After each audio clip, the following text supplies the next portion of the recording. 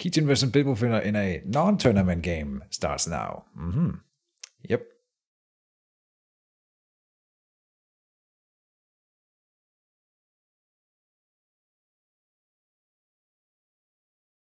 I'll add that into the stream title too, like that. All right, let's play some Mage Wars. That's what we're here for. So I picked my Druid then. Yeah. Which is just a good mage.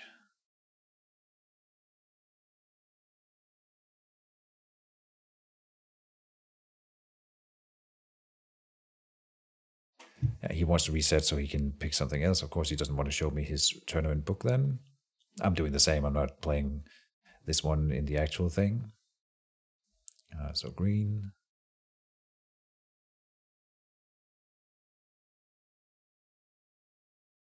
Oh, we're not ready to load books yet. I almost did. And now I gotta go and... No. Yeah, we just reset. We didn't restart as such. More coffee for Keejchen.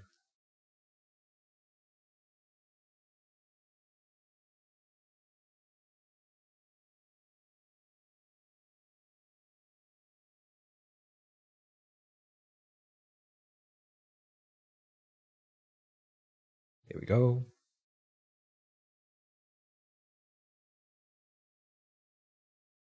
I would love to play some music, but then I can't.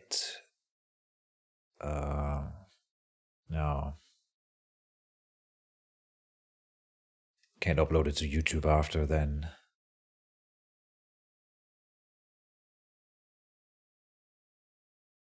So I think it won't.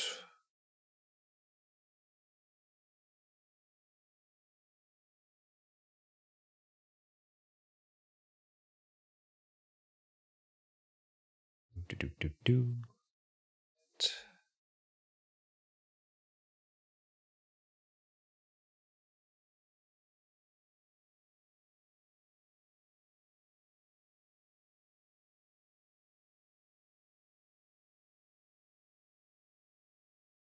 Put out the Druid, so he's playing a priest now. Okay.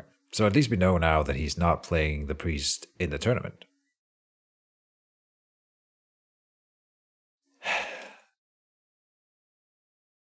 And he could maybe guess that I'm not playing the Druid then in the tournament. Or it could be a double bluff, you know. Then we will do Wine Tree and Tartary, as always.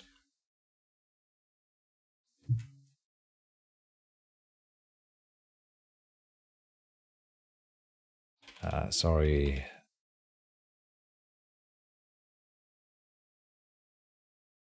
Sorry about the confusion, is what I'm telling you, yeah.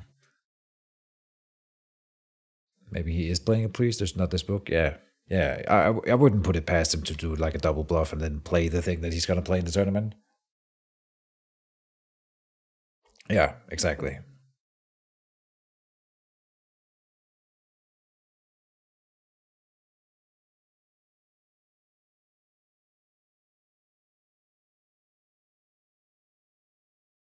He says he could use some more time to knock the rust off anyway, so that's fine. Yeah, I feel the same. I haven't played in a few weeks, so getting another game under.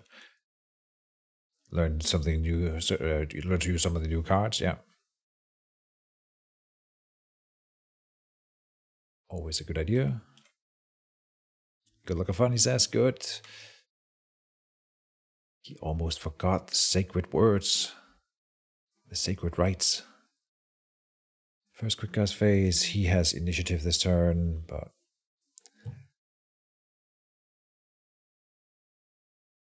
the priest. I like the new priest with the 10 channel. It's kind of fun. What's he doing? Temple? No. It is a temple. Okay. Interesting. Maybe it's a... I forget what it's called. No, it's an errand build. Interesting. Okay. Do we move? Yeah, we will move and put down the butterfly and then put the tree in the corner still.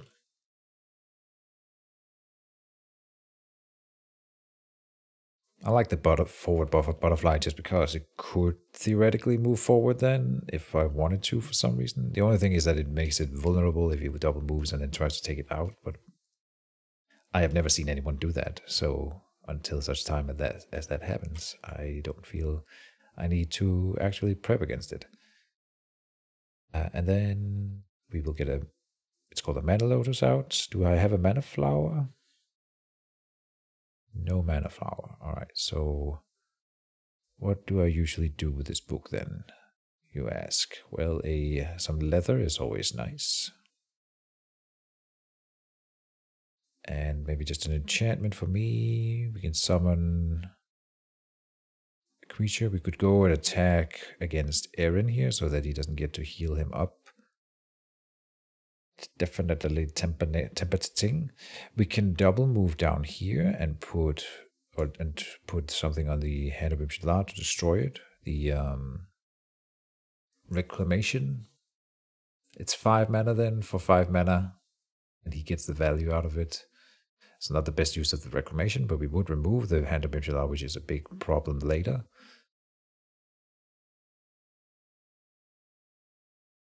So it's tempting to double move and then do that. But I could also just build up my forces, like an asp. Let's do the double movement Reclamation, I think. It's fine. Or maybe just have it in hand, and then if he does another conjuration, we can do it to that.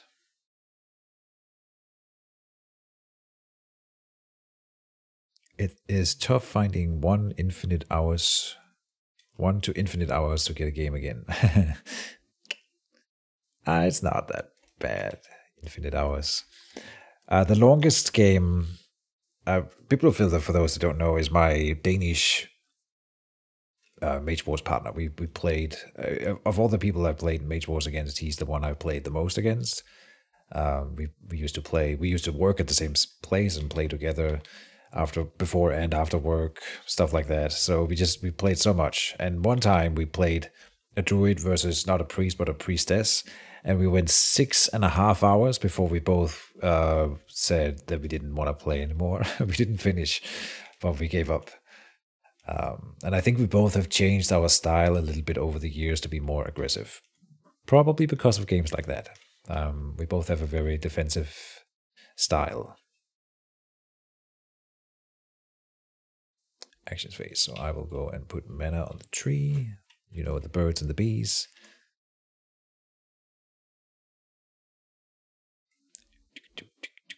I didn't deploy.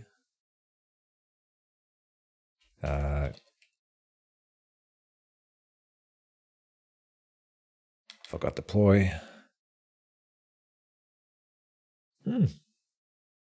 He's doing an early renewing spring. I have never seen this move before, but renewing spring is such a good card. There's no reason why this isn't done more often. In fact, I have started using renewing spring more aggressively and putting several in books. And this is a fantastic way to use it. I love this. And so we'll put the reclamation on that. Sure. He might have 4 of these in the book. I suspect he might have. Do you always prep for deployment phase even if you don't plan to use it? In 90% of cases. The only downside to putting a card on your deployment or conjuration, if you don't want to use the card, is if you don't use it, it stays on the vine tree, and so if you use the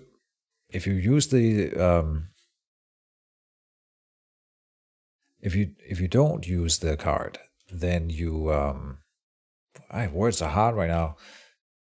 Let me try again. If you don't use the card, it stays on the conjuration, and then if the vine tree gets destroyed in that specific round, then you lose both cards, right? Both the vine tree and the card attached to it. So if you suspect that you might lose your conjuration that turn, then you shouldn't fake plan. But if you are not in any danger of losing your thing, you should definitely fake plan always. Yes. I think I finally managed to get the words out and about. We'll put that on the renewing spring, the reclamation here. To start destroying it. And he might just dispel it, but that's fine. You know, he only has so many dispels. I also forgot to life bond with the freaking spawned with the freaking tree. I'll make a little joke here.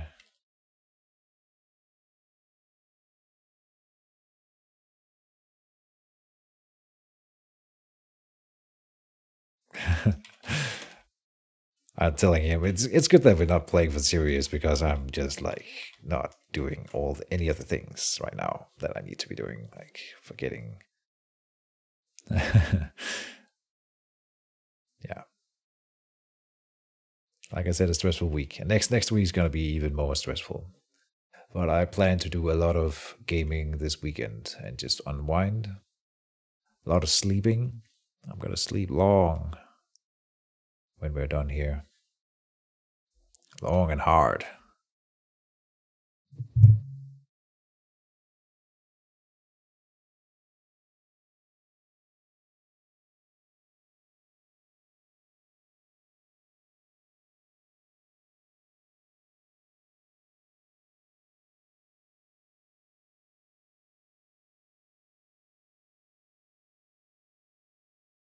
Thanks, Billy Bad Aim. Oh, Billy. I should just call you Billy. But yeah, thank you. I mean, I'm not like, I don't feel bad. I just feel like mellow, but it's not a good mood. Like, that's not a good state of mind to be in when you want to play a Mage Wars game. Because it's like, it requires some brain power. What do we do? What do we do?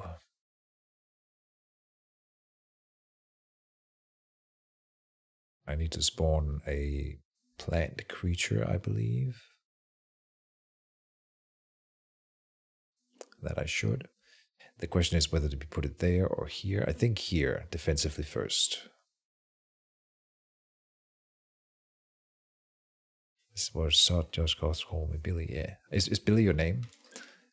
If you don't have to ask, of course, or you don't have to answer. God, man,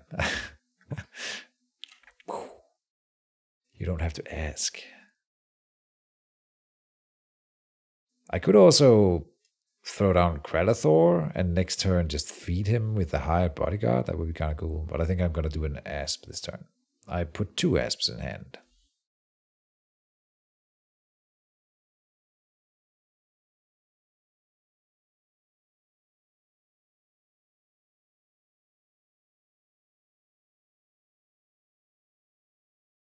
Really bad when you're at work, yeah.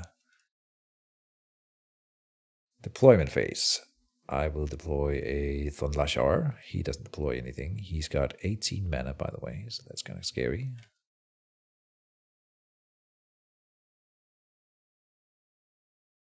Did I forget anything this turn? I don't think so. Marvelous. First quick cast phase, and he has initiative. First quick cast phase done. I don't need to do anything.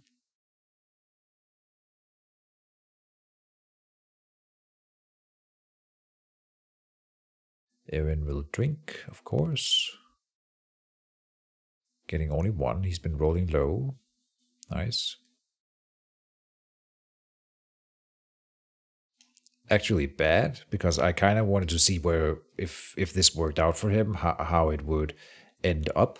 And now when he's low rolling, it feels more and more like I will just win because he's low rolling. And I would much rather see his book in its full glory here. Put mana on the tree, and then he is summoning a creature, I think, a guardian angel. Or a Knight of Westlock. It's a Knight of Westlock, yeah. That's gonna be tough. Oh, and he makes that his Holy Avenger. So now he's got 2 15 health creatures. This one's gonna be very tough to deal with. And then a Crown of Protection. Wow. Like, you know how I said that we both started playing less defensive books? Well, he didn't, apparently. Clearly.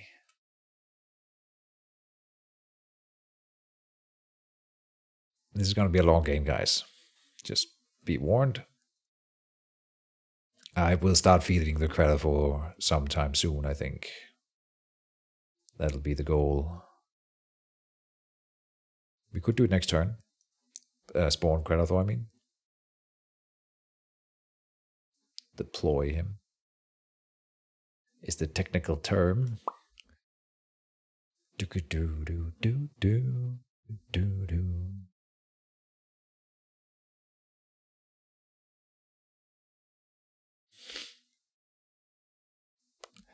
We're not going to be able to stop Aaron from gaining full health, which will activate his power. Yeah, power move, power strength, power.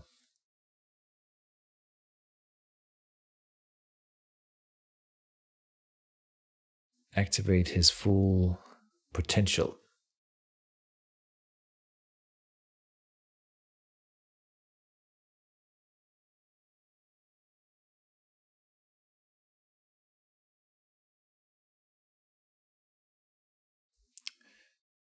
If I'm putting down Krelathor, I should give him Rhino Hide, probably. And then we don't have more mana to do anything, but I'll put Letter Chose's in hand. I'm gonna guard with my Mage.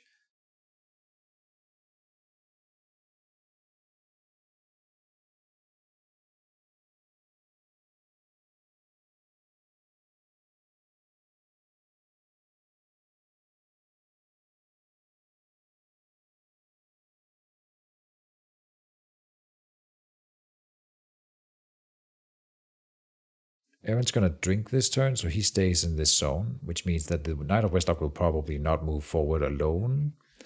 And so that means I get that extra turn of doing stuff. And so then I think we will be fine to put Krelathor out. Otherwise I wouldn't, if he could move forward this turn. But he can't really. I'll put him here. No, here. In case he wants to teleport him aggressively down to his zone or something, then I want him to pay more mana for it. Deployment phase. Done. Yes. First quick cast phase. I am not gonna quick cast.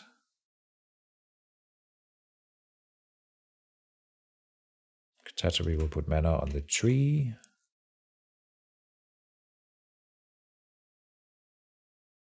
Okay, you just like the way it sounds. Nice. It is a fun name. Aaron is drinking from the spring. Rolls low again, but he has the Hand of Imshadar, so he will get Aaron to full health this turn. Yeah.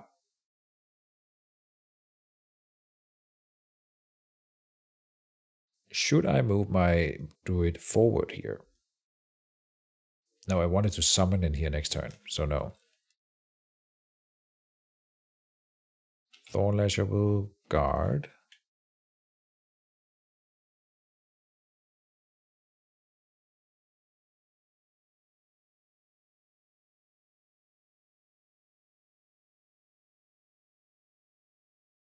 He's only got 10 mana. I got way more economy than him.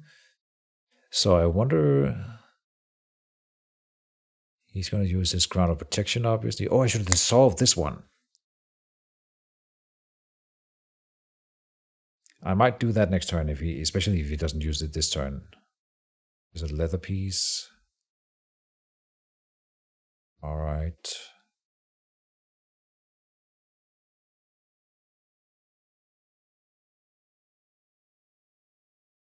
I want him to stay back.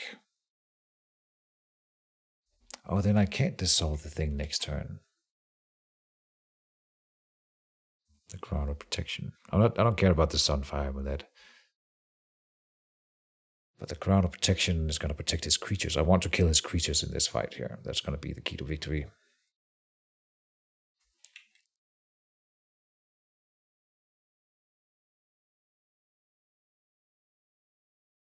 I will Rhino Hide on Krelathor.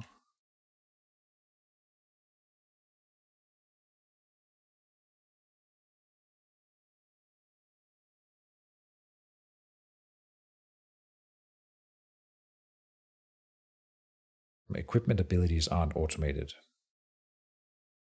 Like what? Like this one? No. Yeah. It's really hard to automate this one and unnecessary. So Sharkbait has done so much for this game, but you got to remember that he's not getting paid for it at all. So every little bit he does is amazing and not required at all.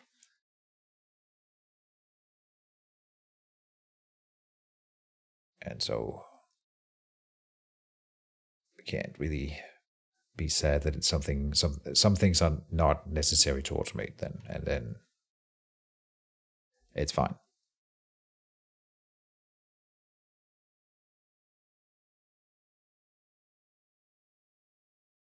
Mana from the Mana Lotus this turn, so I'm up to 15 here. I can't put anything out there. I will put a seedling pod on the table. Here. Or there, I think. Yeah. And then Hired Bodyguard, Leather Chaussées, maybe something different. Something else like an enchantment could be better. Oh yeah, an enchantment for Kradathor so that he can roll an extra die this turn. The Overgrowth.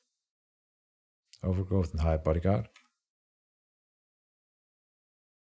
Oh, you met him. Oh man, lucky bastard. Starstruck.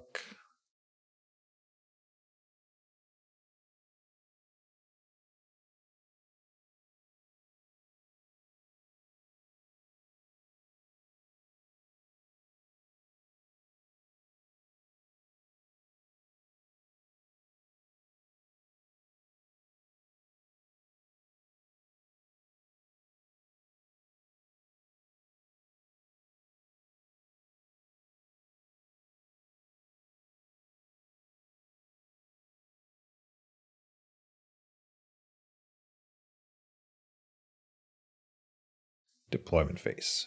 He doesn't have any deployment. We'll put a seedling pod over here, spawn a marker there. Because this one has range 0-1 anyway, so the tree can just cast it over there for free. Without spending a Y marker, I mean.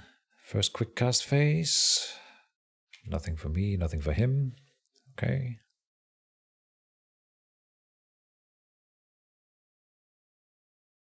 He says pass. I will use Tattery on the vine tree. We don't want to show our hand this early. Sharky, Kosage, Sot, J-Buzz, Stanier, and a couple others. Okay. That shall not be mentioned by name, I suppose. I will summon the thing now, and we'll see how he reacts to this.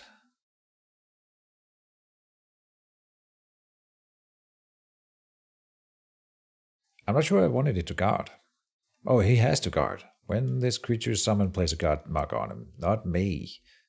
So, I couldn't choose not to. Ah, shenanigans, he says. You're one to talk.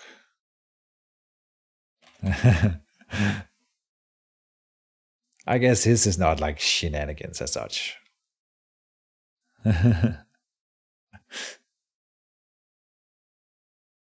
Lol. It was a great time. Good stuff, man. Good Billy. Oh, he's running around. All right. I did think maybe we should have put a vine token here just in case he wanted to do something crazy like this. Huh. All right. I see you. I cannot stop him from double moving everything down there this turn then. Okay. But we can stop him from double moving up here. Up here next turn. With Kradathor before he does something crazy to interrupt. But I think if he had something crazy to interrupt, he would have done it already. Regardless, we are going to do it now. 5 dice. He has 3 health, so this could fail. Crazier things have happened. That's why I like to give him an extra die, so he's not at 4 dice, but 5. 5 is fairly sure to do the 3 damage that we need. If we don't, it's gonna suck. We got it. And then we get a growth marker on Clarathor. So he's up to 6 dice already, and done. And he's abandoning his Renewing Spring, which is good for us. He spends a quick cast to put an enchantment on himself. Okay. So he didn't use the Crown of Protection this turn. I will put a Dissolve in hand, for sure, to remove that next turn. That would be nice. And then we got to think about how we stop him from getting to the tree. He will want to get at the tree. That's his plan. And there are things that I can do to stop it. Obviously. Done.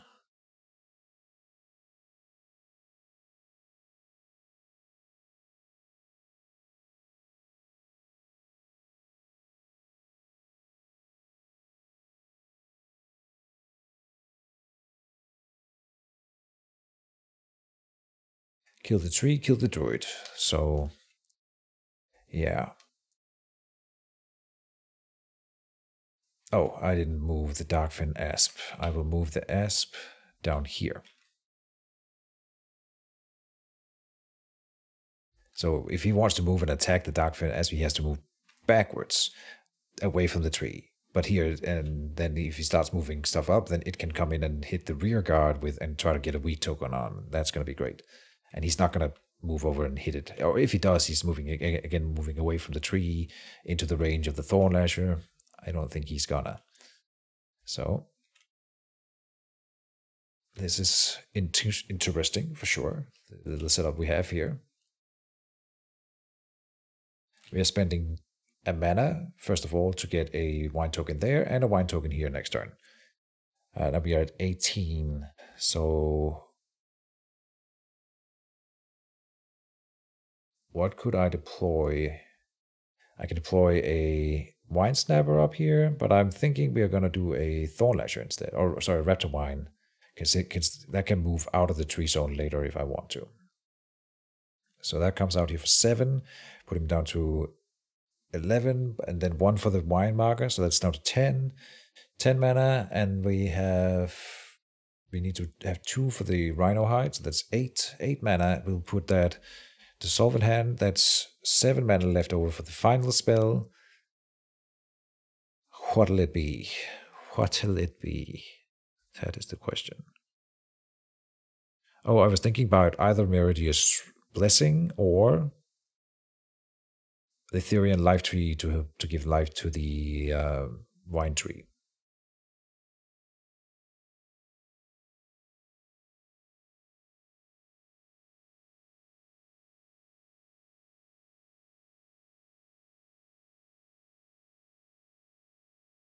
I think I like Meridia's Blessing here.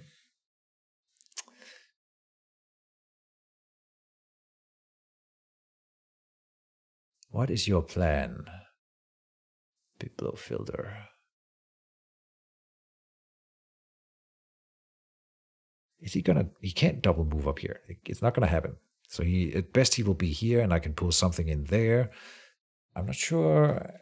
He can lesser teleport 1 up and hit the tree, but that's not gonna kill the tree. So maybe he will lesser teleport both up and hit the tree, and that could be bad.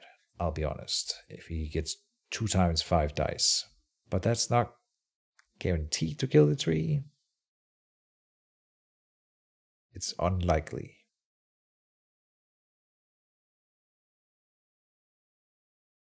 It could work for him. Maybe he has a fireball in the book. He has 24 mana. What's he gonna do?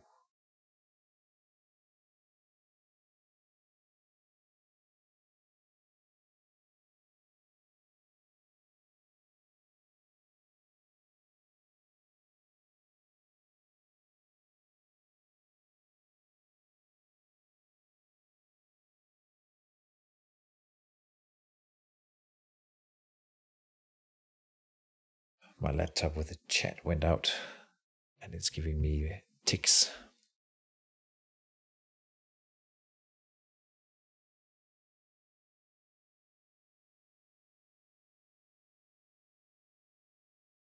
So first we pay 1 mana here.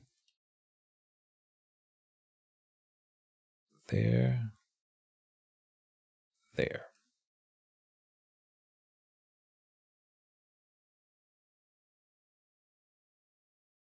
First quick cast phase, and it's my initiative. I am not quick casting.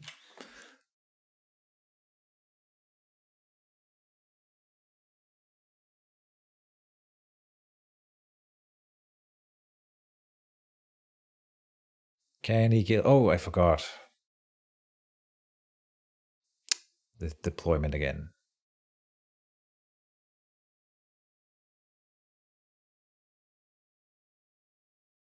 Actions phase. Okay. And I have to go first.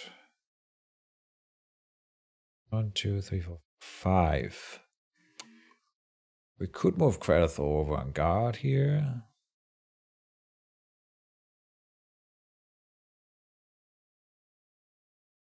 Oh, I can move. I'll move my Druid over and dissolve his hat,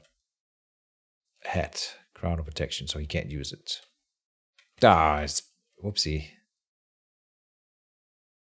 Now he knows what I have in hand. That was a big misplay for me, because he's not supposed to know what I have in the other hand here. Stupid.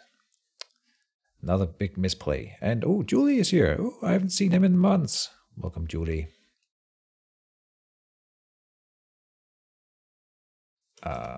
Ahoy. I thought maybe he left us, but he's back. If you don't know, I consider Julie to be the best Mage Wars player in the world. Probably. I mean, Biblofilter beat him at the German Nationals when he and I went down there in 2019 or 18 or 19.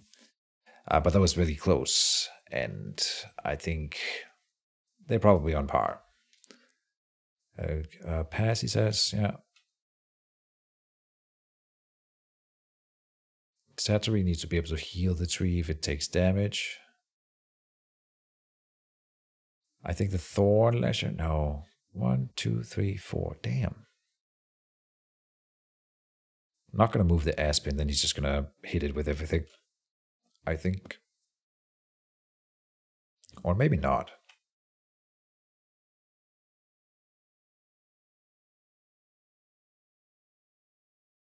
Yeah, let's do the Asp.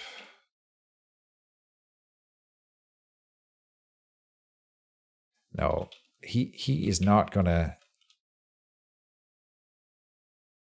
Is he gonna attack Kradathor with everything here?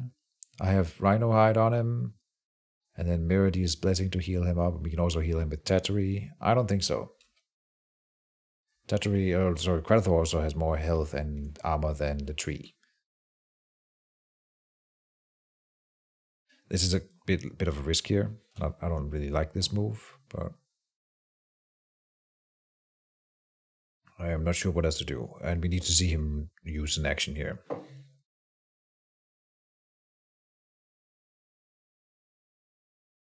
He is summoning a creature. Cassandra the Purging Flame, or of the Purging Flame, with a fire attack. And I bet he would have used his Crown of Protection on that. And Kradathor has reach, so he can attack flyers. There may be a little battle between these two legendary creatures. Okie dokie then.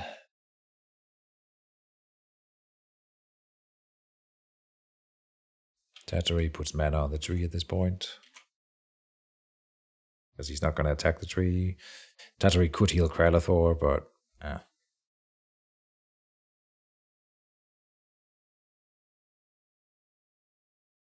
Eren moves and attacks Kradathor. Okay, he's going forward. Huh. Getting a good hit, but we have Rhino Hide, so we take 1 less damage. 5 going in is pretty nasty, though. We get to counter. And With 6 dice, I roll 9 critical.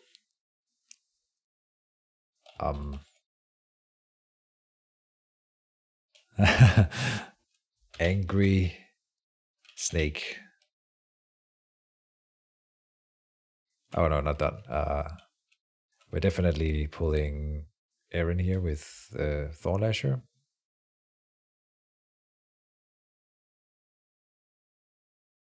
Oh, and another 4 critical. So he's almost dead. Insane. But no snatch. That's what she said. But now the Knight of Westlock, of course, because it's a holy adventure, it will roll 7 dice with piercing 1. Yeah.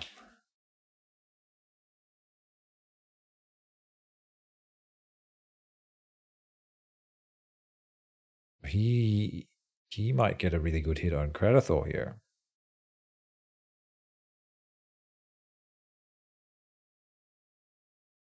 Don't do it. Oh, 9 damage going in. No, 8. Up to 13. So he's got 3 health remaining, but will regen 2, and also Mirageous Blessing will heal him for 2. Big blows.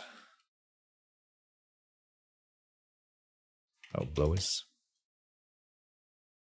And Aaron gets a spell here. Martyr's Restoration. So he's taking the damage onto his own mage. Okay. I wish I had an attack spell this turn. I could have killed Aaron. And he has initiative next turn. Cassandra can go and attack Creditor. That's really bad. Real bad. It's a ready marker on Hand of Rishala.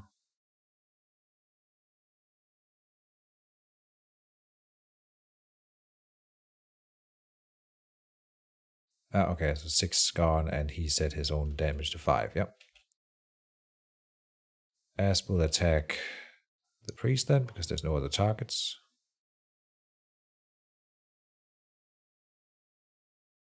Getting a weak token and a damage on the mage. I'm rolling really, really well. For sure. Final quick cast. I will do Mirageous Blessing. Can only really do it in here, so that's where it's gonna happen.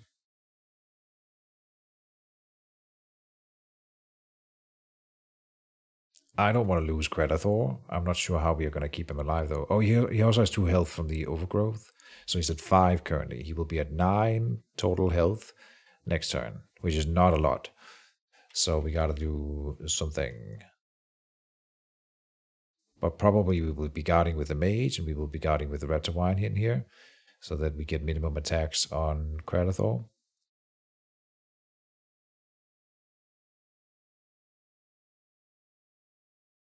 Done with the upkeep phase, yeah. I will heal Creditor for 2 here with the Hand of Meridius Blessing. Tatari can move in and heal Creditor for 1.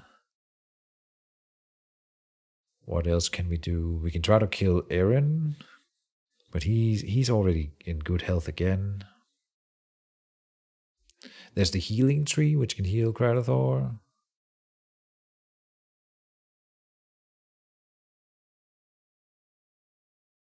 Against the flyer,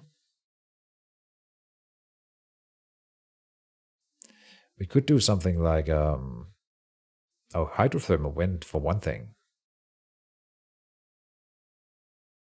She's not that tanky. Does this one hit flyers? It does.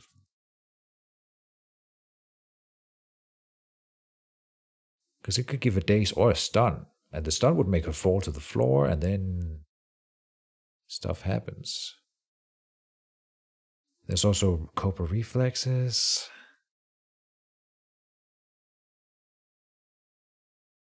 I think we are doing the hydrothermal vent. And then guarding with Mage. Meanwhile, Wine Tree can do...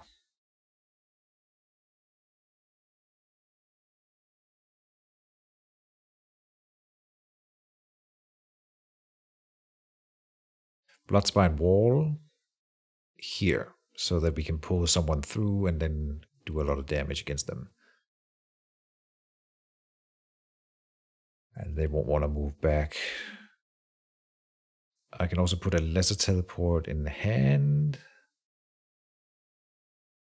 What else could we do to save Kralathor? If not, a lesser teleport would allow me to... But that's, I'm going to use my quick cast for the hydrothermal event, so that would be a main action, only getting him up here, and then they can still chase. So that's not really enough to save Kralathor. Other than guarding...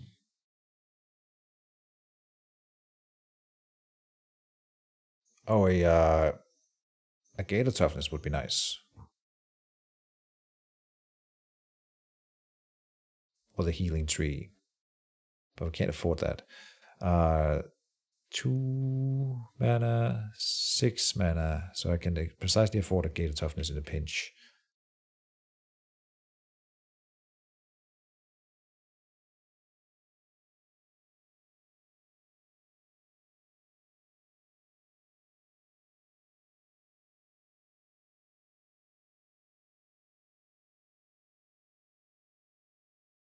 I think I'm losing Kralathor.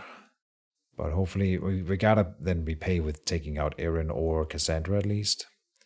Done with deployment. I will deploy here. That's all. First quick cast phase. He has initiative, I mean.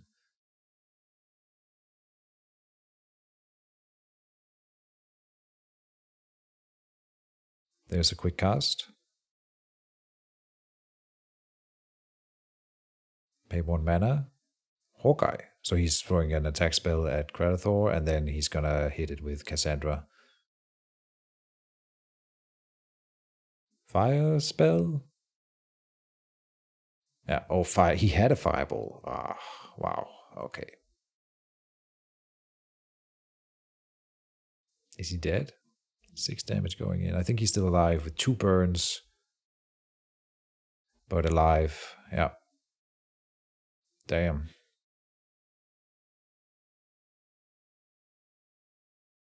So Cassandra would roll 6. Knight of Westlock and Eren would both roll 5, dealing on average 2, which wouldn't kill him.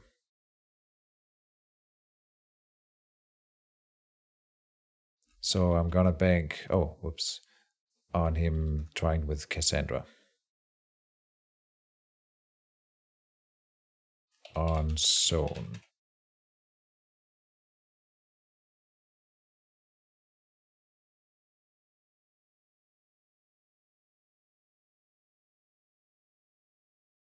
He's got 6 mana still. He might have another attack spell.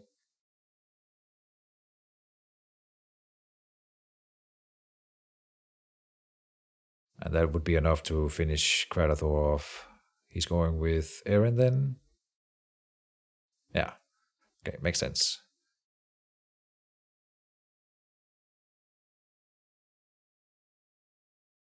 Don't do it.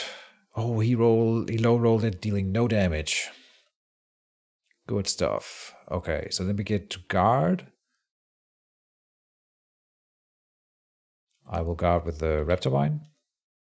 Oh. He's swearing.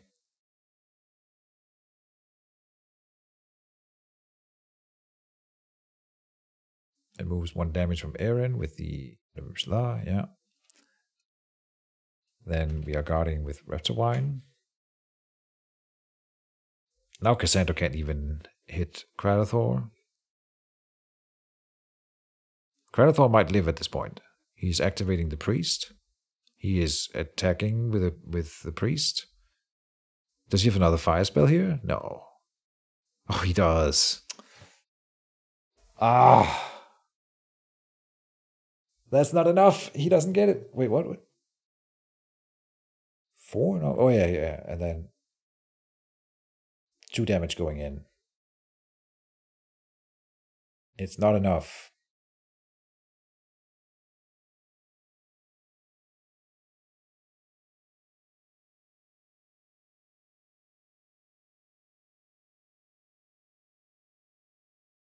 at 17. Oh, is that? No, he's 1 away from death. He said he has. He's precisely. What, 18 health? Yeah. So Tattery can come down and heal him, and I think Kradathor might eat the Darkfen Asp at this point.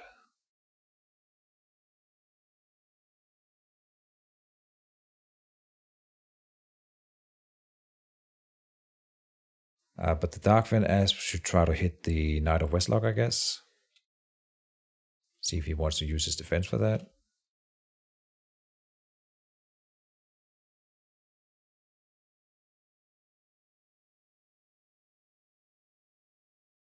He failed to defend himself.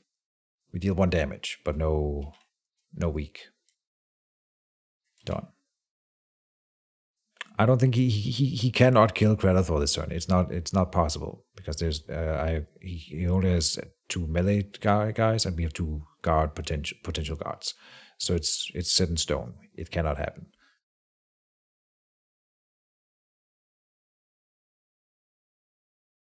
Tattery will heal Kradathor. Remove a burn. There's still 2 burns.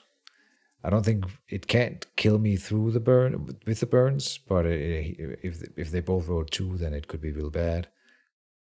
Tattery heals Kradathor, and this is why I like having Tattery over a Mana Flower.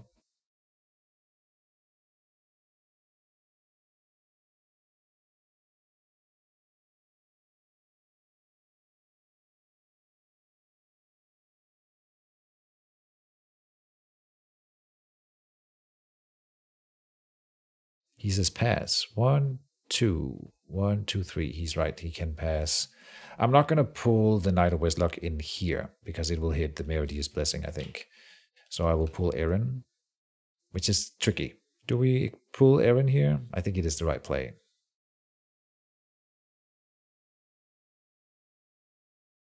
Okay, we get the Snatch.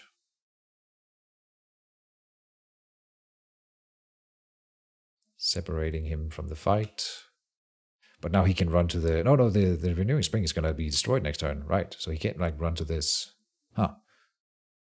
Good for us. Oh, we didn't get the bleed token on him. That doesn't matter because he could just heal. Okay, we'll get 2 damage though, and that's important. We're not killing Aaron this turn, apparently.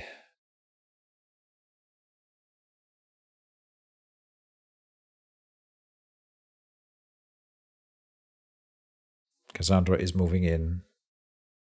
Give him 2 seconds to think about it. Yeah, here comes the reveal. Hydrothermal Vent. Make the above attack. Yeah.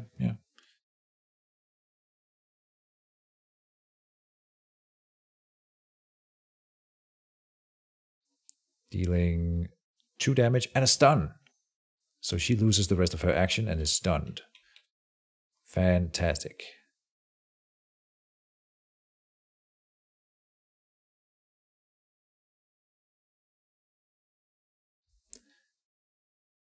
Oh, yeah, he's done then, yeah. I could hit her with Kradathor. Or the Knight of Westlock, or the Mage, for that matter. He's not in a good spot either. But I think if we can just trade with her, then we're in a good spot. Dealing 5 damage to Cassandra, Purging Flame. Up to 7. Done.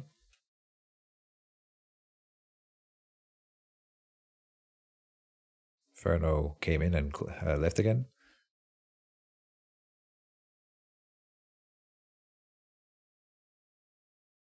Oh yeah, and thanks for the follow, Hintigle. Oh, that's 40 minutes ago. Sorry about it. Yeah. I was distracted at the time, I suppose. A guard to Knight of Westlock here? Okay. Yeah, so he's protecting Cassandra. I could run through the wall with my Mage and hit Aaron. I've done stuff like that before, at least. Or we can gain a toughness. Kradathor, that's why I was holding my action here. just in case it became like he didn't remove the guard, then it would become relevant. Yeah, good stuff. So Kralathor lives, but nothing died, which is bad. We wanted to kill something. We did some good damage though to Cassandra, and Eren is on the run, or not on the run, but yeah, it's tricky, really tricky situation here. No one has killed anything yet.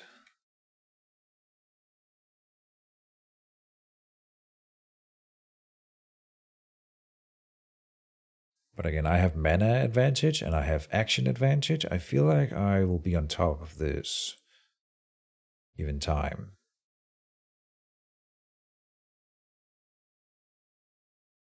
Julie is left. Alright. I will move 2 damage and then 1 burn for the Meridia's Blessing, paying the 2 mana cost for that. Anything else in the upkeep?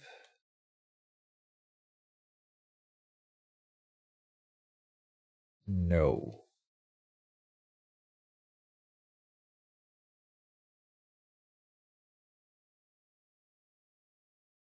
We are going to Tanglewine the Knight of Westlock so that it doesn't guard, and then hit Cassandra again. Oh, let's see what happens to Kralathor here. The burns.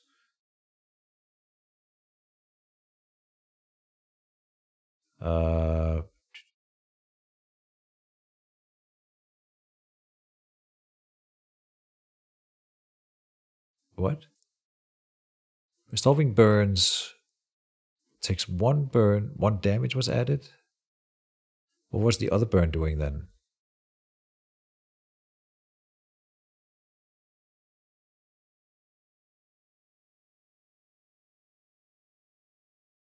What is happening?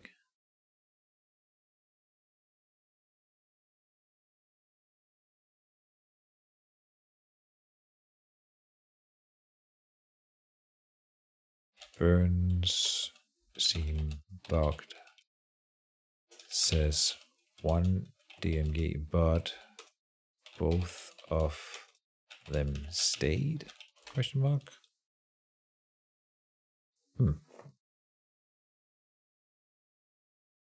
Sure what that's about.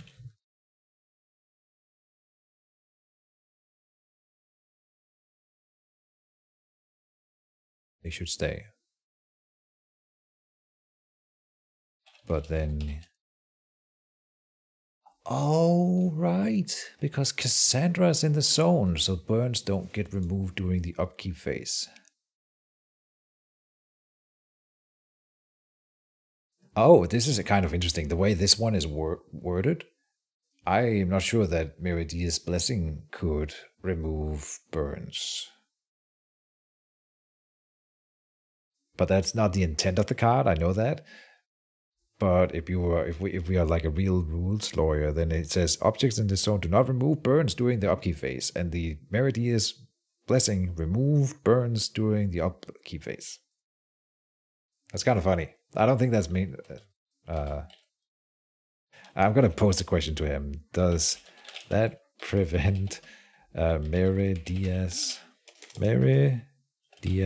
Blessing from removing the burns? I love discussing rules with Bibliofilter. He's gonna enjoy that one.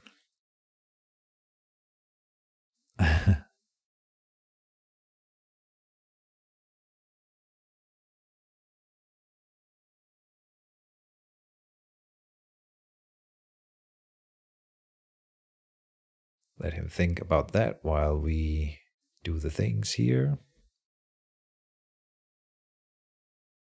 No, I don't think so, he says. Okay, yeah.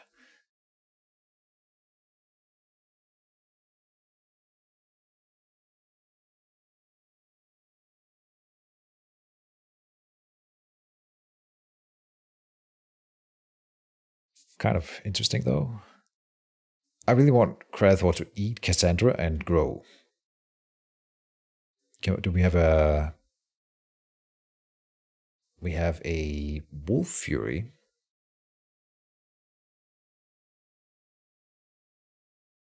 And a Wolf Fury would give me 1 extra die. Go into 7 dice with piercing 1, meaning against 1 armor, 6 damage. And that would kill Cassandra. But guaranteed, he is going to do something at the start of the round to prevent that from happening. I could still prep the Wolf Fury just in case he doesn't. A force push. Tangle Wine here. I never got the other Mana Lotus out. I need that on the board at some point. Maybe now. Because I was gonna, otherwise if you have infinite mana, I would do a Corrosive Orchid right now in the zone to do extra damage and maybe a Corrode, but we can't afford it.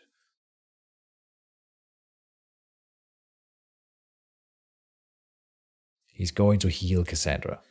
Maybe even get rid of the stun in that action. He can do that with a cure spell or, yeah. A cure would be nice for him, but that may not be enough healing. So if I want to do more damage than the Wolf Fury can do for us, then it would be the Burst of Thorns. That would be the other thing. Force Push is for pushing her through the wall, but that's for 6 mana, 3 dice, where we can do more for less with the Burst of Thorns.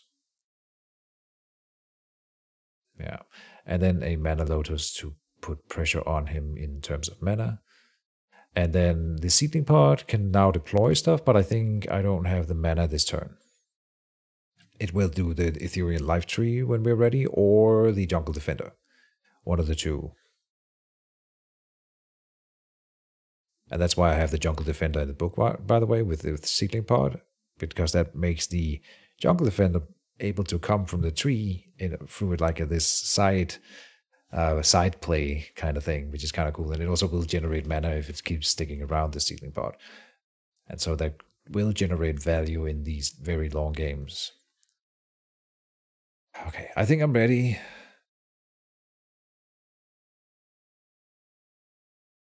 Oh, I also need mana for the Gate of Toughness. This is theoretical. We're probably not doing both of these. We're definitely not doing both of these, so that's fine, yeah.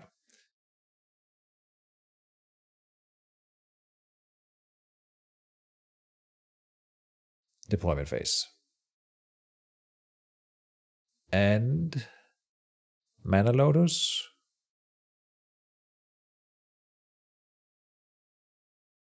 It is happening, yeah. Putting it over. Put it down here, I guess. Because here it's guarded. It's in danger here, it's in danger there, so. And then I still get my wine token. I'll put that here. Double wine token, that's on. He may guess why, which is why it's maybe a bad play, or maybe I could just put it over here, but I decided to put it in there because I want that redundancy. I shouldn't have. It's silly, but whatever. Yeah, we're still in first quick casting is my initiative, so I'm not quick casting. Let's see if he heals Cassandra. He did not. Really? Killing Cassandra means 3 extra health for Kralathor. And I mean, and it means killing Cassandra, so yeah. Let's see. There was a way of doing the Burst of Thorns, and I forgot how it works. Cast it on her. It's something about putting it in the zone. Yeah. Oh, does she have Aegis 1? Oh, I never knew. Oh, damn. That makes it tougher. Delete the Y marker. Piercing 1, Thorn Burst. Yeah, let's do it.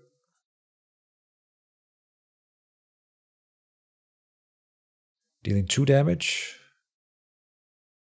So she's at 9 out of 12, and then Kralathor will go for it.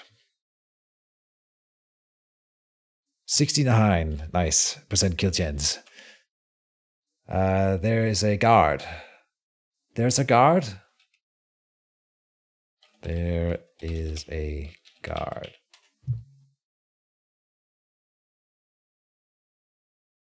right.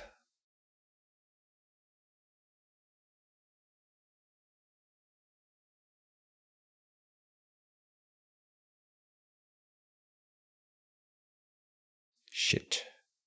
So, I mean, we can just hit it with... We can hit the guard with the Asp. We can hit the guard with the Thorn Lasher. Those are the two options. There's also Tattery can also hit it. So we've got some good options. I could also heal Kranathor.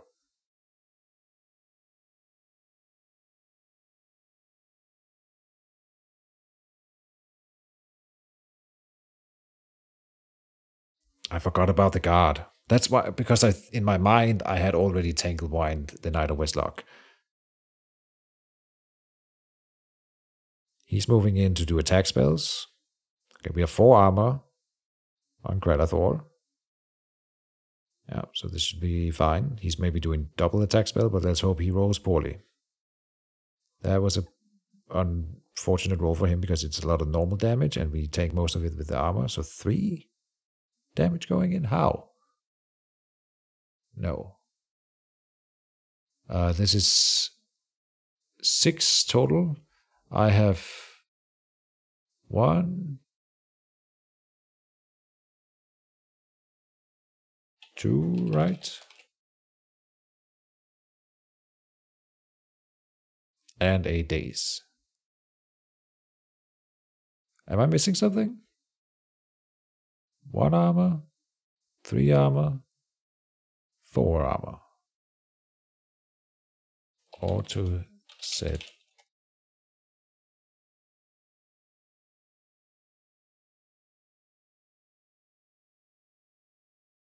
And a daze.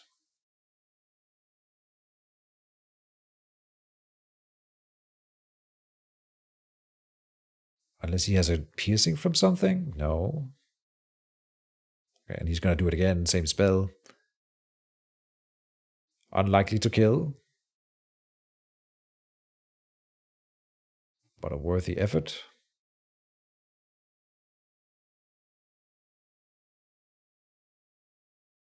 Four damage. That is not enough because of the Gator toughness.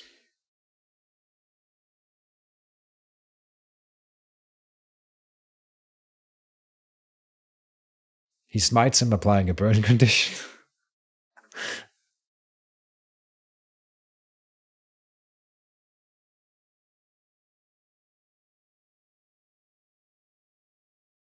I think, yeah, now Kranathor will live, because again, we can just guard him through the round, so everything will be fine. Crazy plays here. Darkfin Asp will attack the Knight. Gator toughness. Hope you guys are enjoying the show. This is pretty intense. Neck and neck.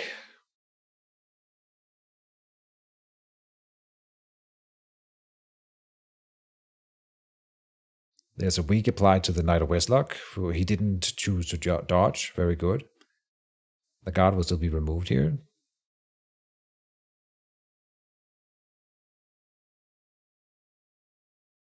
Oh, and the Asp fails to defend itself and gets killed? Are you kidding me? Ah! Dang it. Not what I needed right now.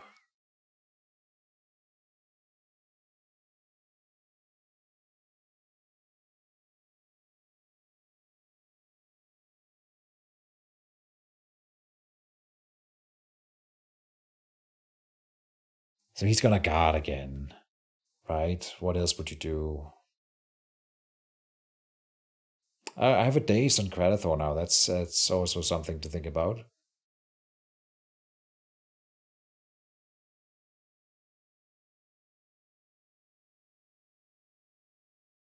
In a pinch, he could move Eren through the wall to go in and attack my guard and try to penetrate with the Knight of Westlock 2, then No,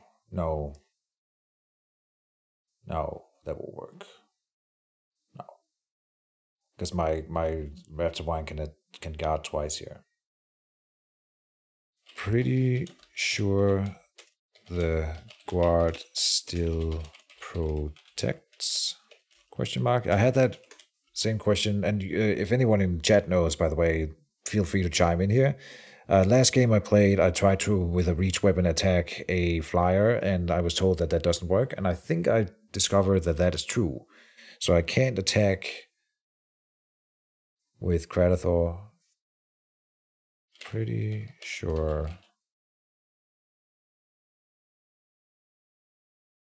Oh, you don't have... never mind.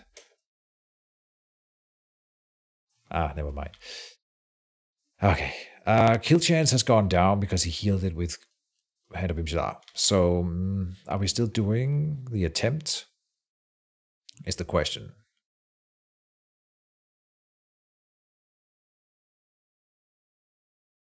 If it fails... Oh, and he's got days to...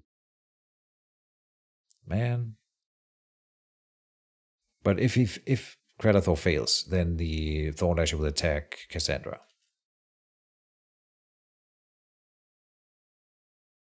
47% kill chance if we don't roll, fail the days. We fail the days roll. Shit. Oh, that's honestly real bad.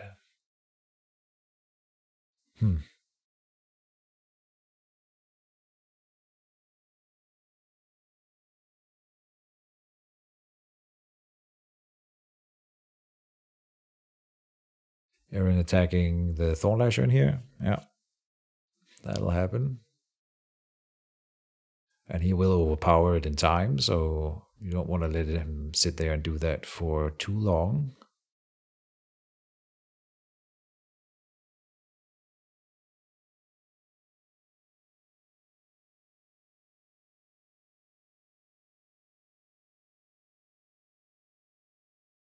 Thornlasher will attempt the Angel then, just to do some damage here. Also get her out of the zone so that she doesn't make the burn stick on Cratathor. And we did hurt her with 2 damage and Snatcher. Nice.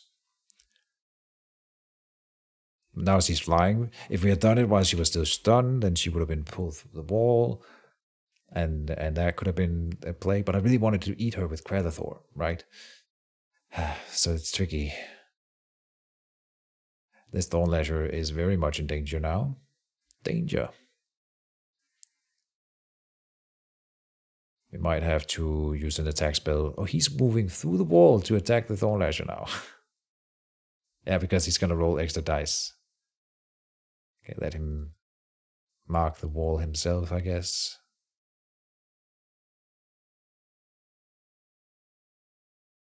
Oh. Yeah, okay. Unavoidable, go. 2 damage. No bleed again. Sadness. And so he's attacking the Thornlasher now with 6 dice, which is likely to kill. Yeah.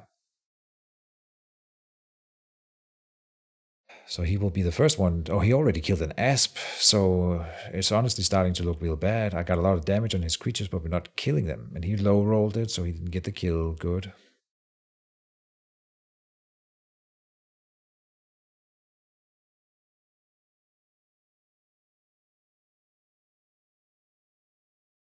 Asp. You're the only one with a kill.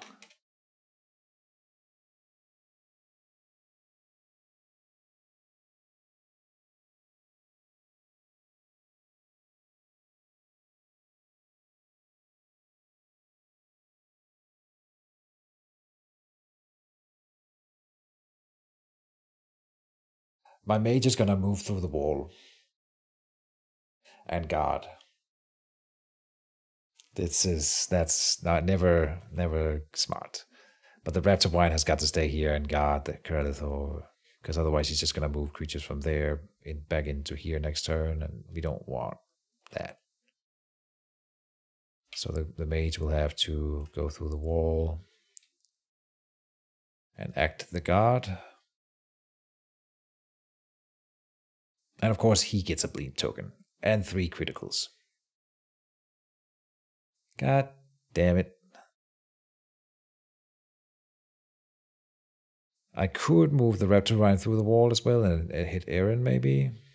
But it's not going to kill Aaron. He would heal back up at least. And get rid of the bleed token. Next turn, he has initiative. So Cassandra will move back in here and attack Kratathor if Kratathor is still here by then. But Cassandra will be attacked by me in the upkeep in the first quickcast phase unless he heals her, which he is very likely to do. I think we got a guard in here.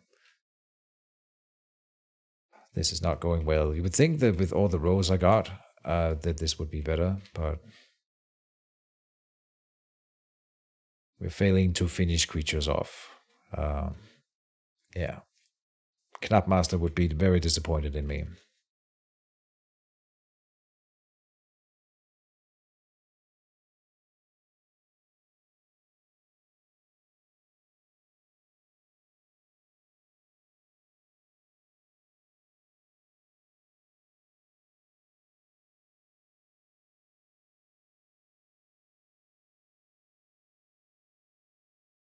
Upkeep phase. We are still healing Kratathor. For sure. 2 mana. We're also spending mana on removing those burns, of course. I could reveal the bark skin to get rid of the bleed token on myself.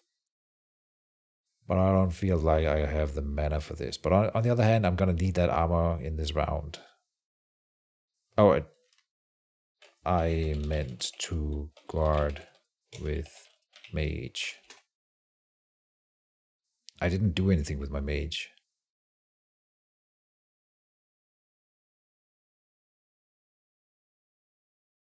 Yeah, pretty sure I didn't. Okay.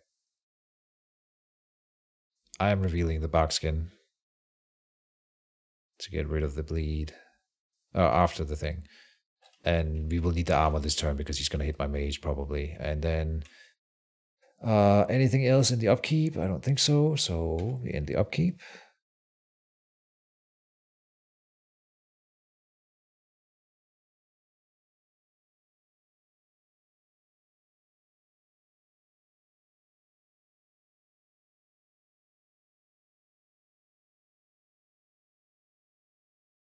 Let's see what the burns do. Please go away.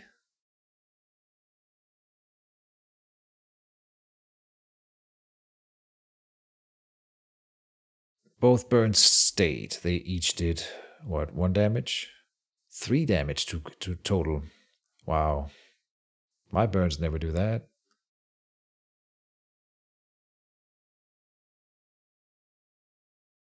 So an attack spell would probably kill Kratathor. Let's calculate his health again. 16 for the growth token, and 2 from overgrowth, 2 from Gator toughness. That's 4 more, so it's 20 total. He's at 17 damage. That's 3 health, which is not a lot. And I only have 6 mana, but we have 4 mana on the seedling pot, so it could be an Ethereal Life Tree, which is also going to help his creatures though, and then I can't do any attack spells that round. I really want to attack spell Cassandra. But if we do the seedling pot, it has to be in deployment, and then I can't see what he does first. He just needs 3 damage on Kratathor, but he doesn't have more fire spells, otherwise he would have used them. So he has maybe more of those 5 dice spells, and then he has Hawkeye, so 6 dice. That's quite likely to kill Kratathor. He's got 10 mana.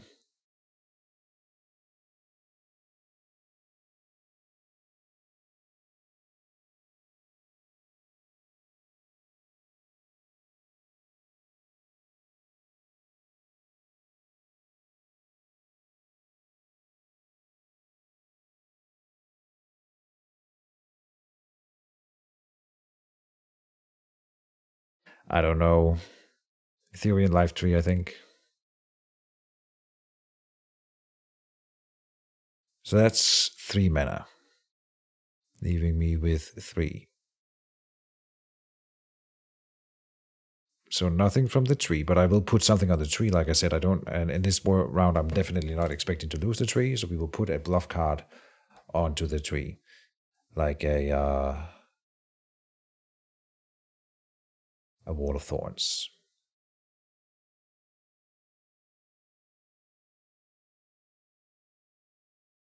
This is not a wine spell. Never mind. A wine spell then. Anything. It's any wine.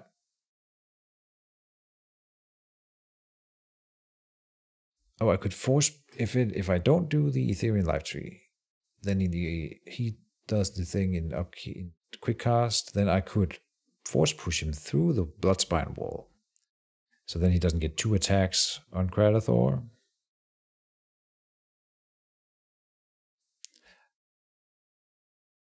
I never paid for moving Raptor wine. I completely forgot about the uproot.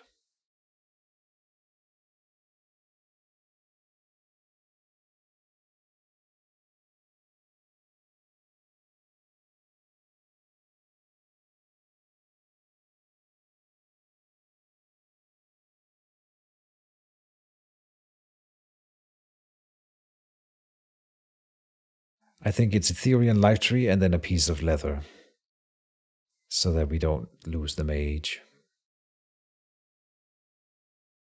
Maybe an enchantment. I could have an enchantment in hand at least, just in case. It could be... if Kradathor survives this round, then I might want to put the Cobra Reflexes on him.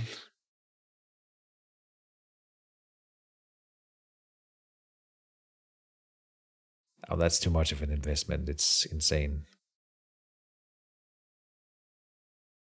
But what else can I do? Cleansing Potion? No. Can't really afford anything else with 3 mana. Force push, a lesser teleport, and then run with Kradathor? It's possible. Deployment. We'll get a wine token in here, a wine marker. A Ethereal Life Tree on the field with the seedling pod. We will up our own health to 36. And I want him to do it to himself too.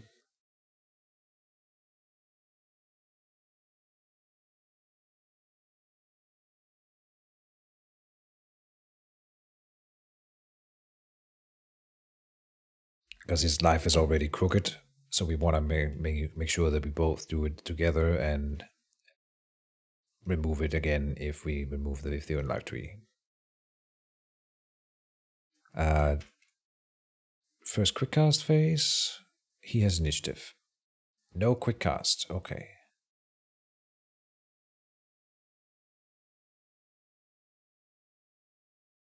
Maybe, I mean, he's moving his priest. He has a ring of fire in his book. Are you you insane person, man? Crazy man.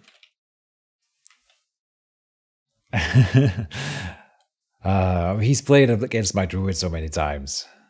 All right.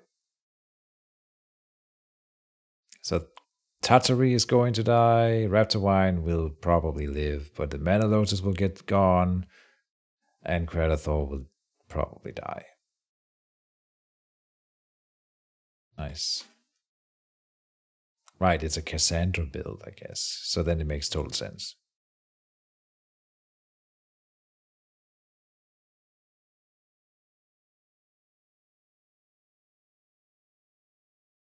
Sure. Kradathor with 7 dice against the 4 armor, 3 health.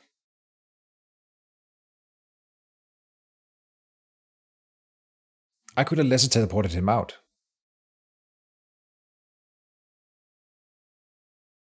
Is he dead? No, he has 5 health. Yeah, he lives. 21. And burn, no burn.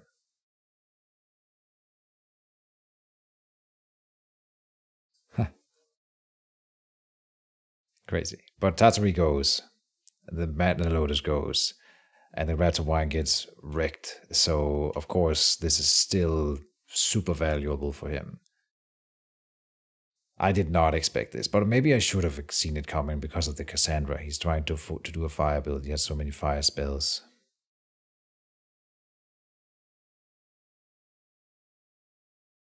7 here. So then the Raptor Wine will also die this turn from Cassandra moving in, I think. No burn.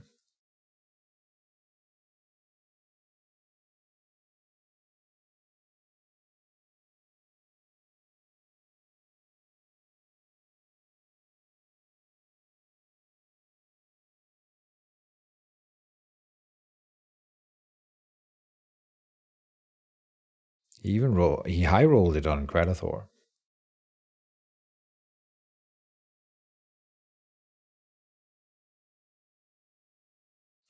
He's got to roll for the wine marker too. He could roll blank, you know.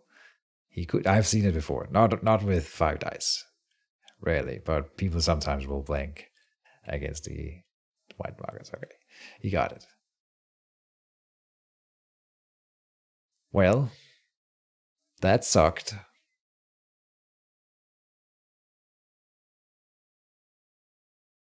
So the Raptor Wine is going to die if I don't do anything. Does he roll for the wall? The wall is not in the zone, so no. The wall is on the border of the zone.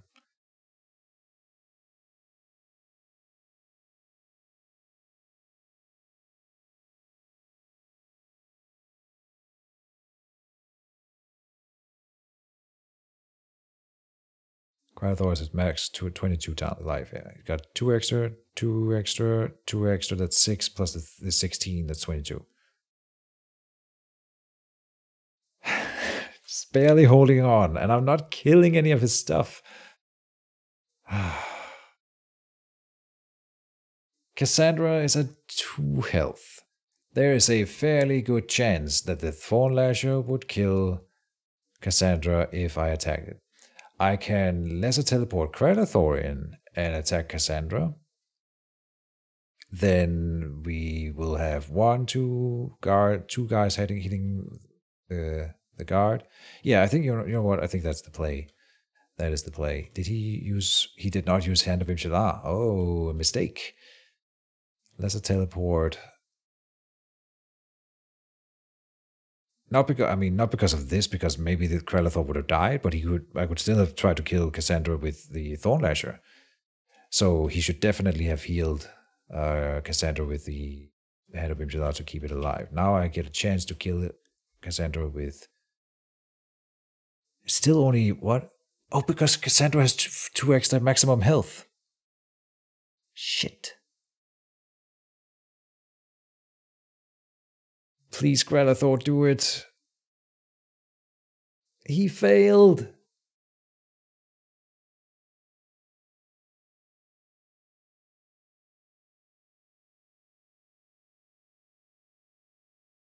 I'm trying not to swear right now. It's real hard.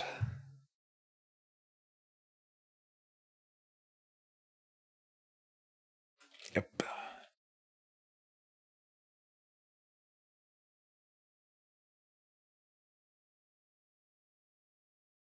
Now she's gonna go over and kill the Raptor Wine.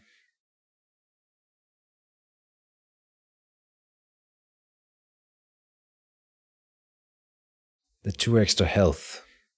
I always forget that with the Ethereal. I know it when I deploy the Ethereal Light to you that this is also going to go the opponent, and then I promptly forget about it, so that for the rest of the game I will be surprised every time my opponent's creature survives. And there I lose the Raptor Wine again. He has not lost a creature, and I keep losing creatures.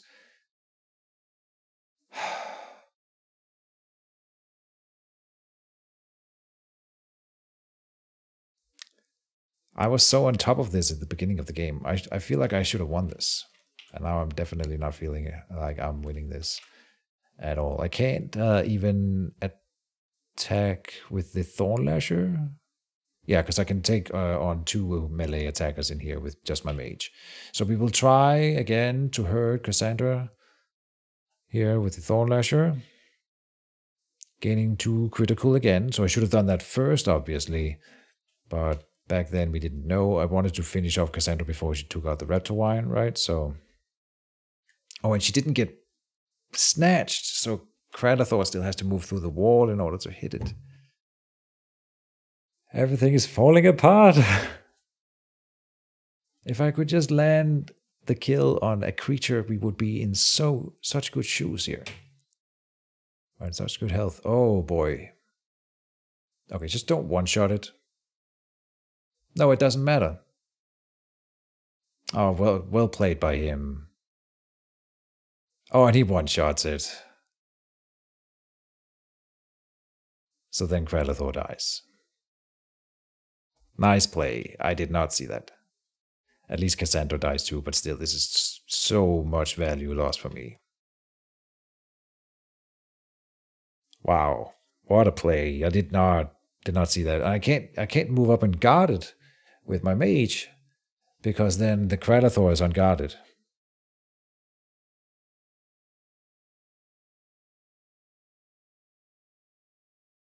That's not a good trade for me. I have a Thornlasher on the field after all of that, and he still has both Knight of Westlock and Aaron. Of course, they're both wounded, so it's not over yet. I can still try to kill them, and that'll be the play. There's no other way here. I can't let it hit the Thornlasher. We gotta guard again.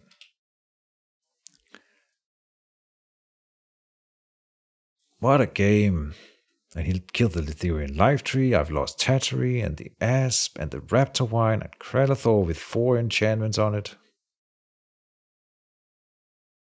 The only saving grace right now is that there's damage on his creatures. So we are going to have to try to murder them. And of course he's going to go for the tree now. What a game. What a game. I thought I was winning this.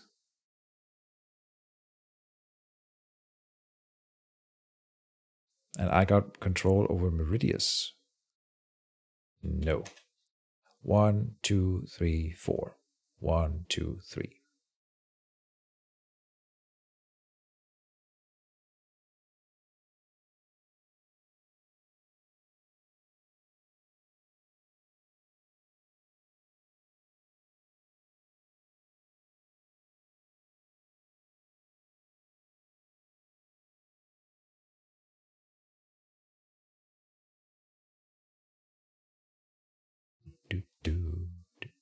I never mentioned, but I cheated and I have music playing in the background. That's why you guys can't hear the dice rolls. Because I really like to have some chill music when I play Mage Wars. And I felt that mood. But I can't play this music for you because it is copyrighted. You gotta dig out your own chill music. Oh, he still has his quick out phase, but no mana.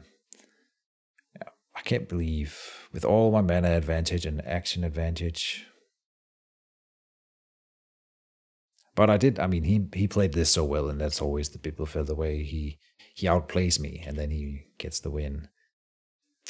It's just annoying. Stop being good at the game. Would be nice, he says. I didn't even consider it an option, but yeah, it would definitely be nice for him. Getting the Ethereal Life Tree in one hit. Getting the Asp. He would have gotten the Ethereal Life Tree anyway with the Knight of Westlock, but now he also gets the guard here for free, which we didn't like, we don't want that, so. And what do I do? What can I do to stop him from taking the tree? I'm not so sure. I have to not pay for the barkskin, so it'll go back in the book. I'm gonna heal the Thornlasher with Meridius Blessing. It has 2 armor and 4 extra health here, so isn't it? So it's 12 health, which means an attack from one of these 2 creatures and then an attack from the mage will not be enough. If it's the melee attack, specifically because the weak token here. And so he might have a fire spell or something, maybe. Then he would have used it on Kralathor, so no. So he if he gets both the creatures to attack the wine tree, then he kills it. We cannot allow that to happen. That the Tangle Wine will fix that. And we're Tangle Wining the Knight of Westlock. Yes. Now, the Aaron rolls more dice.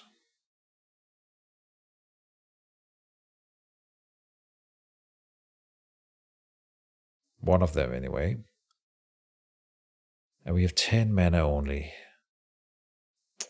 But 2 on the tree.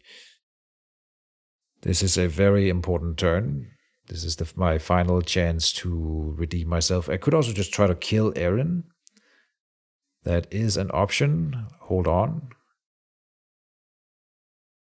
If we can just murder Aaron straight up. He's got 3 armor and 7 health. There's a Hand of Bimshilar. It's my initiative though. So, and I can move with my Druid and attack, or attack with the Thornlasher. That's 3 dice. That's about... Yeah, that's going to be like 1 damage. Let's just be realistic. So, that's 6 more damage I have to do. It's not going to happen. Not in one action.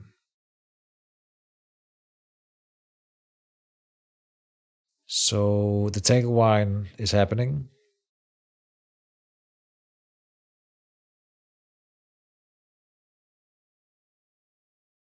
The thing is, if I can try to rely on the Snatch, but he's going to move Aaron first, and then the Knight of Westlock has a defense against the Snatch, and then that whole thing, it won't play out to my advantage. It won't. There's too much stuff that could go wrong, and if he kills the tree, he wins here. So we could put a force push in hand to further push him away from trees and stuff like that. Tangle Wine, Desert Chaussées is not the play. I forget to transfer damage to my tree, by the way. The Thornlasher is down to 3 damage after the regen here.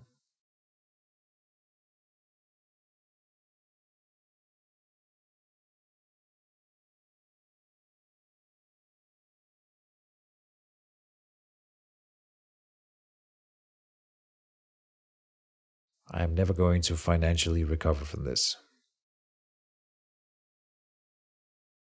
An attack spell seems like a good choice this turn. This is 3 mana, and then we have all the mana left over to do whatever. So that's 7 for an acid ball could be the way. Or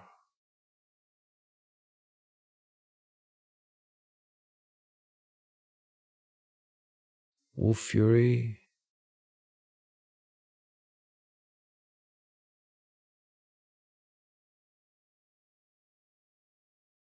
Oh, I can't afford this, but I can afford to put it down, the Wine Whip Staff. Yeah.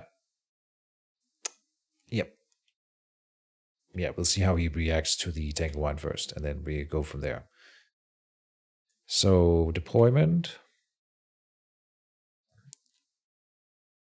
This will go on Aaron. Yeah, because I don't want Aaron to attack the tree. He might, if I put it on Knight of the Westlock, then he might still just move Aaron over. Aaron has the more dice. And I also want him in range of my 2 creatures. Yeah. First quick cast phase. I am not quick casting. We will say pass and see what he does.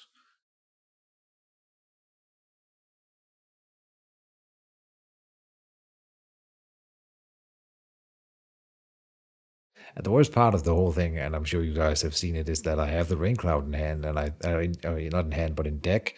And so we could have played that very early on to stop all this fire damage. And I've thought about it the first time he put down Cassandra, but I'm like, it's just one fire thing. It's not gonna be worth it.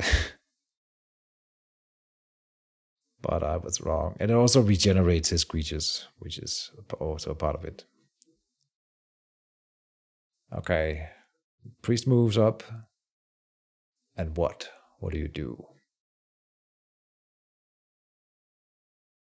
Pat Bosch. Hey. Do you play Mage Wars? I don't remember. I think you were one of the people. Maybe not.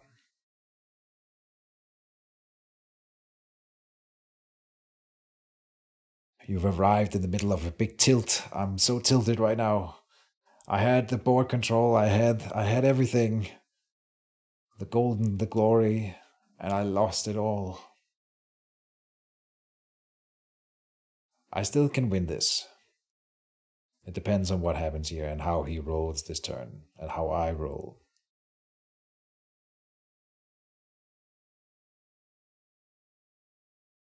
What is this? Oh, a consecrate ground.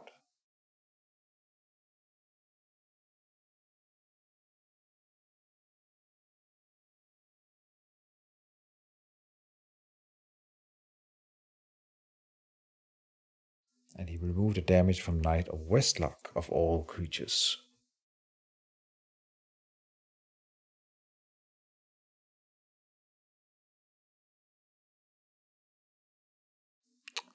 Oh, he's still guarding with his Knight of Westlock there, so I can't move and attack Aaron with my Mage, even if I wanted to. No, we're gonna with the Thornlasher, we are hitting Aaron to try to do some damage here.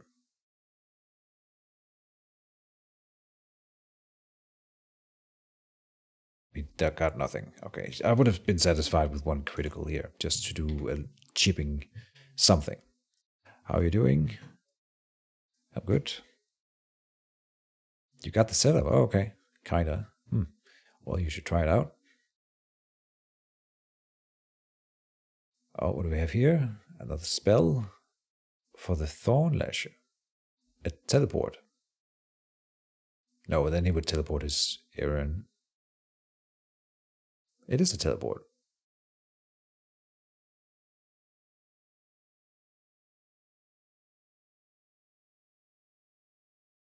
He's teleporting it in here, I guess. He did put it in there. Oh, yeah, okay. So, yeah.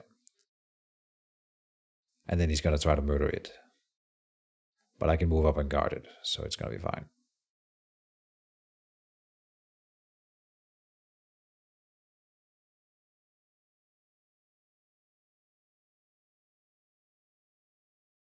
He rolled a nice roll again. And if I move up and guard, of course, he can move down and attack the Meridius Blessing. Would he want to do that? Probably not.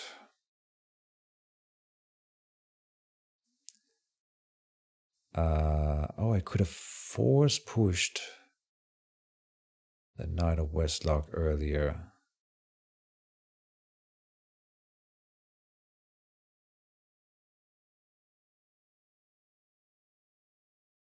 We're putting out the Waymer stat to increase my dice, and then we will move in and guard the Thornlasher so it stays alive.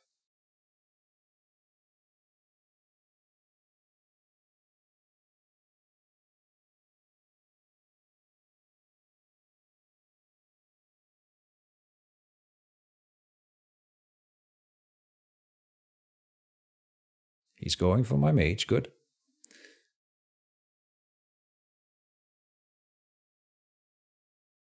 Rolling 6 critical with 4 dice. What have I done, dice gods, to deserve this punishment, this cruel punishment? It failed to defend itself on the counter strike, and I do 1 damage. Okay. I guess that's fine. But 6 critical on me. That doesn't matter. I'll heal it up, but still, it's just a crazy roll. Okay. Oh, and I'm in the stupid consecrated ground, so we would be taking damage just from that.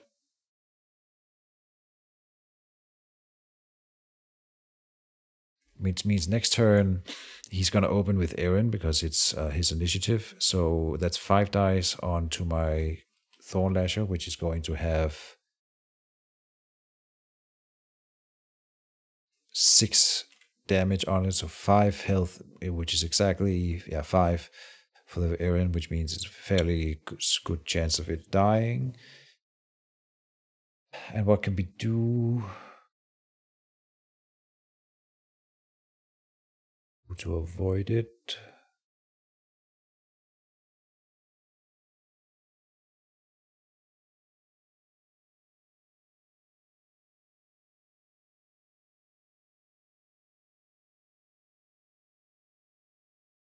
I can't believe he didn't teleport Aaron out and then teleport him over here and attack the wine tree with both of the creatures. That seems like it would have been much better play. CGI auto right. Let's find out. He means the consecrated ground.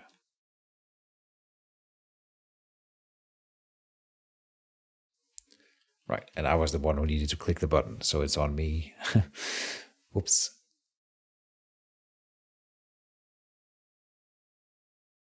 I think it automates.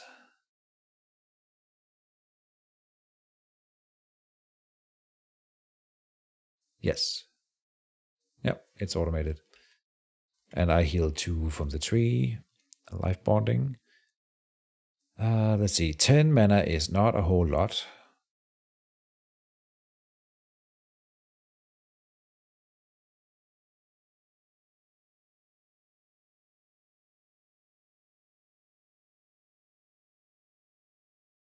And he gets first attack, so he will strike the Thorn Lasher. And I cannot prevent it.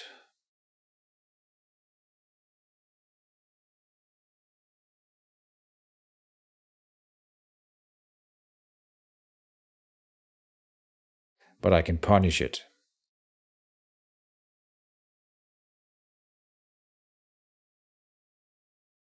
Wine Snapper that's what I'm thinking right now. We are deploying a Wine Snapper in here, and then we are going to cast Rouse the Beast on it. That costs me a total of 9 mana. We have 1 here, so 8 down to 2 mana. And there's room for an enchantment if I want to put something down. I'll do Bark Skin for myself. No, Wolf Fury for myself. No, that's not the one. Wolf Fury. But most likely I'll be guarding or attacking. And so the point is, if he fails to kill, then we can rouse the beast. Then we can guard, and we can rouse the beast and guard again with the Wine Snapper. So we will continue to guard in here. And if he kills it, then we can rouse the beast and attack Aaron and hopefully kill him and like punish him that way and kill him. And that would be hopefully enough. Kind of sad to put the Wine Snapper in the consecrated ground zone. Yep. He says he's done with planning. Am I overlooking the amazing play here? If it was my initiative, it would be different. It is not. And he's also going to prep an attack spell. So I think I could do some stuff to try to save the Thorn Lasher, but it's not going to happen. We're going to have to rely on him having to spend 2 actions to do it at least. That would be nice. We'll deploy the Thorn Lasher in there.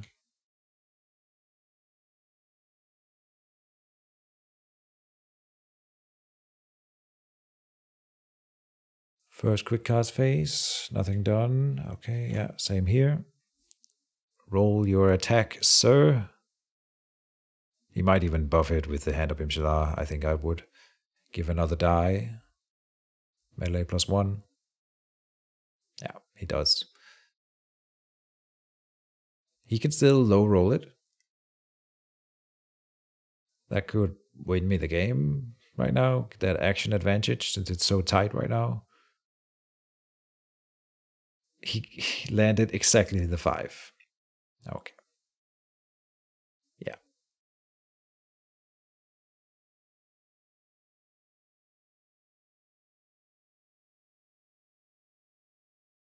And if I want my guy roused, I have to do it now. So we will.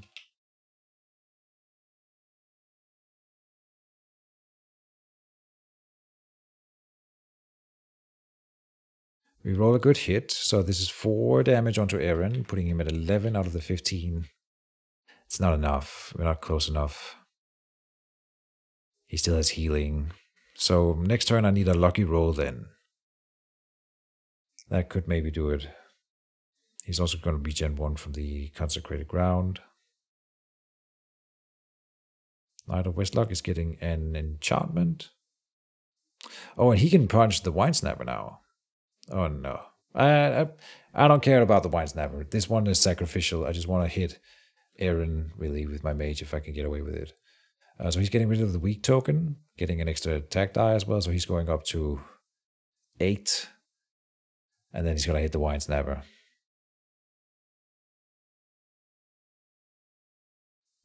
But if I was him, I would move my mage and then guard first, so that I can't punch Aaron, but he is neglecting that. Good. Please don't one-shot it. That's all I ask.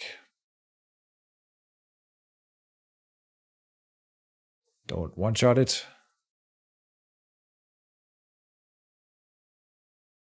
Oh, he cancels it. He's going to go in and guard. Oh, but then I can guard. Right. Why 9?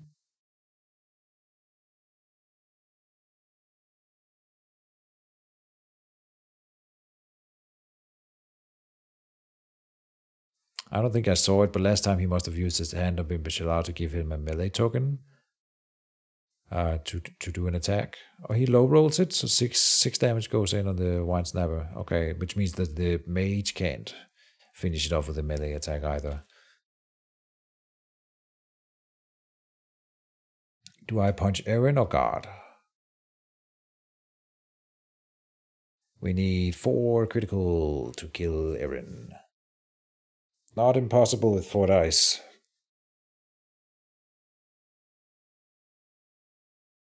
Next turn I have initiative, so then I could guard my Snapper. Yeah, I'm gonna punch Aaron and hope to either finish him this turn or next turn. 20% kill chance right now is not that low. We got it! 5 critical. That is a good roll. That gets me back in the game trading for the Thorn Lasher here. Very good. Alright, now I can stop complaining a bit. You love the art of Aaron? Yeah, he's really cool. The enduring paladin. A very cool creature. He did I would say he was done right in Mage Wars, for sure, because it's hard to balance and make interesting creatures. But he because Holy likes to heal, being able to deploy this guy and spend your healing early and play with that without having to first engage is kind of cool on its own. And then if you succeed, he gets really strong. But if you don't, like, you can get punished for it. The opponent can benefit off of you playing him. There's so many cool interactions with Aaron. He changed the game in a very positive way. All right, and he puts down a Battle Forge this late. Okay. So that's kind of interesting. Saying the game basically is not over.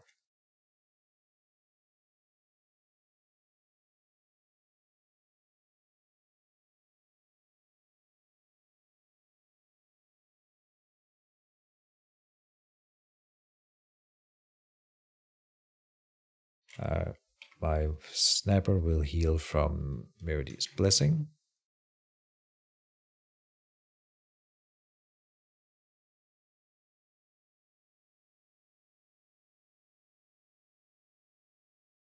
Done with the planning phase. Okay. Killing Aaron, I did not expect that to happen. So now we're back into the point of the game where I maybe am looking like I could be the winner again. Not planned, yeah, of course. There's Reclamation for the Battle Forge. That gives it still 3 plays. I could lesser teleport the Wine Snapper over here and then move and guard it, and then have it attack the Battle Forge. But then he might go for the tree, which is still something that we have to worry about. The Knight of Westlock now rolling 6 dice against the tree, right? So if I move my 2 creatures over here and he moves and punches the tree, then we might be in serious trouble. So then that's not the play. So then maybe both creatures moves over here and we put Reclamation on the Battle Forge. I think that's more more sensible. But then he's going to destroy Meridia's Blessing. The other thing is that he wants to stay in the consecrated ground, so maybe I just battle him here and try to kill the Knight of Westlock. Also not a good play. 39 spells in his book and 55 in mine, so you would think that I feel like I have something here. We can also... Oh, you know what? The Wine Whip staff is the play here. I can put a stock token on the Knight of Westlock. And then lesser teleport the Wine Snapper out.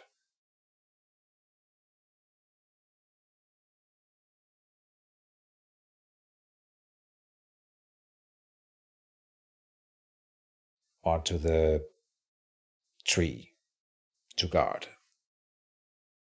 And then that's my 2 actions.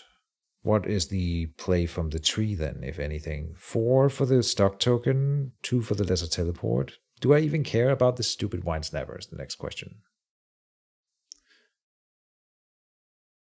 Enough that I would want to lesser teleport it.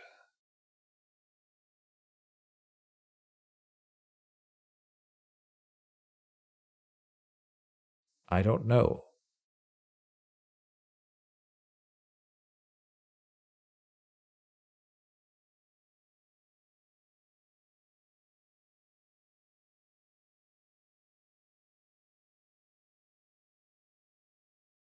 I could force push him and then give him a stock token. It's my initiative, yeah, so that's possible. And then he won't sit here and regenerate either.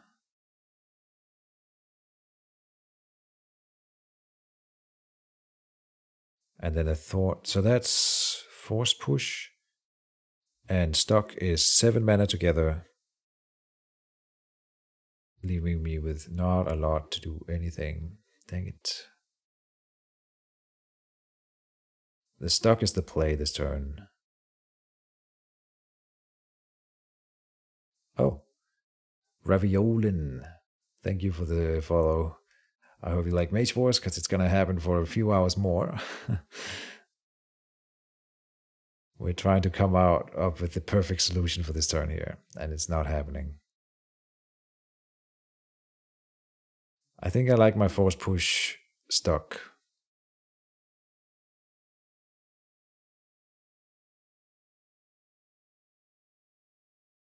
As my play for my first action, and then the tree does nothing.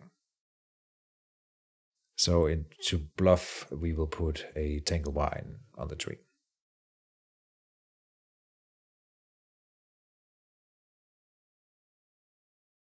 And he has 11 mana.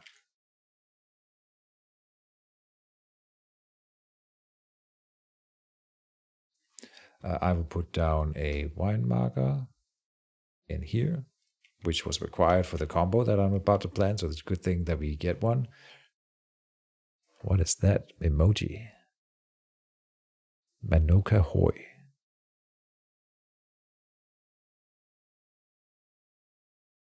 I can't see what it's supposed to be.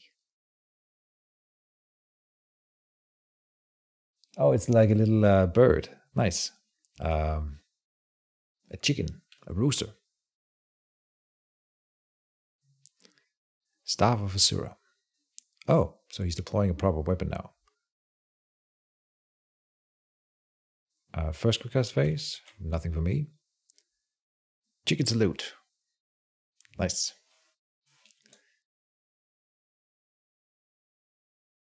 I forgot to move damage onto my wine tree. I'm forgetting so many things.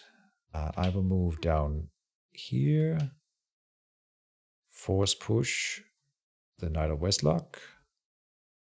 Over there.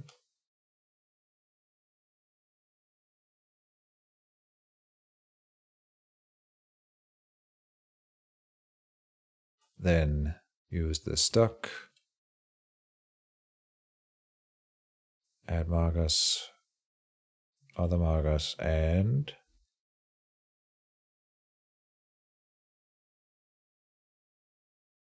Stuck.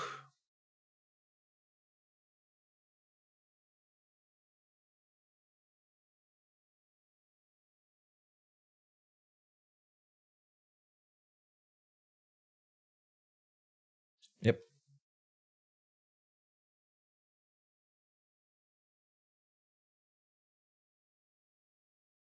And then we have to be lucky. Stuck.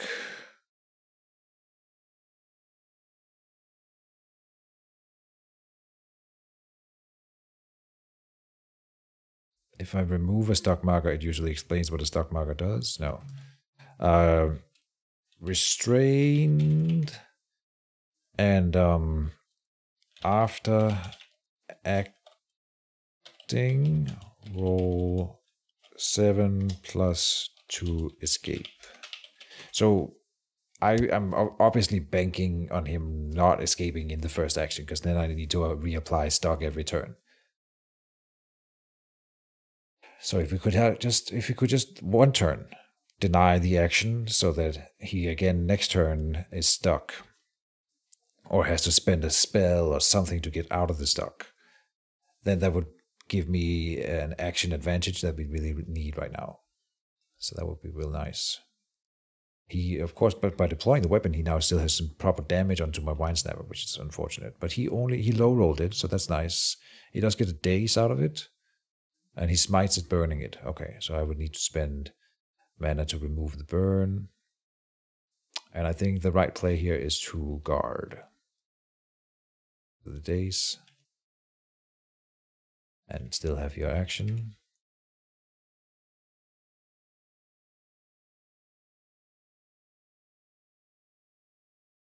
Now the Westlock, guards, and then he's going to roll his d12. I think it's 7 plus, fairly sure. And he got it. Dang it. So then we need to spend the first quick cast action next turn with another 4 mana to keep him away from the Wine Snapper. And I think that's worth it. So then he's obviously going to prep a teleport or something for it, but then he's going to spend a teleport and mana on it, and that's fine. That's what we're trying to do. Would have been nice if I didn't need to spend another action and another 4 mana on it as well. But can't have everything.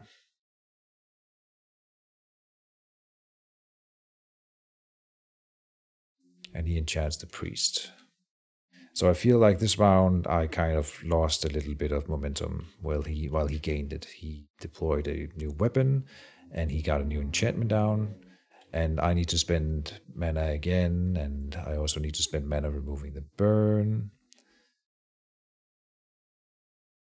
The Meridius Blessing here. I need to remember to remove damage from my mage. Okay. So we could have been more lucky. He did low roll it on attacking my creature even, so I can't even complain. But now we have 13 mana, and he has 10. I can put down a new creature. I do have a Grizzly to put out at some point, but I think another Thornlasher in this zone here makes sense. Hydrate. Good idea. I am getting a little bit parched.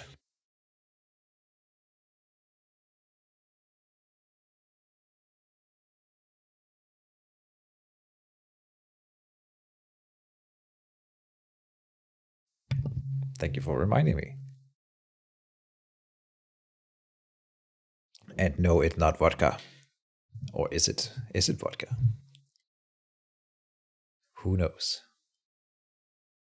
I bought a new whiskey today to celebrate me having completed my exams with a really nice grade. I have bought the most expensive bottle of vodka, not vodka, but the most expensive bottle of alcohol that I've ever bought in my life. 500 crowns, Danish crowns. So that doesn't explain what it costs for a lot of people, but you can look that up if you want. I don't know what it is in dollars. Too expensive.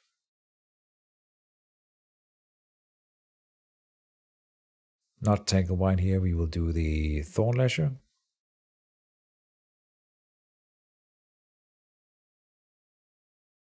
Then we will... He has initiative, he might even just solve my Wine Whip stab before I can do the stock. That would be a nice play from him. I would do that, I think, if I were him. And then he can move and attack my Wine Snapper. Changing 1, he says. Sure.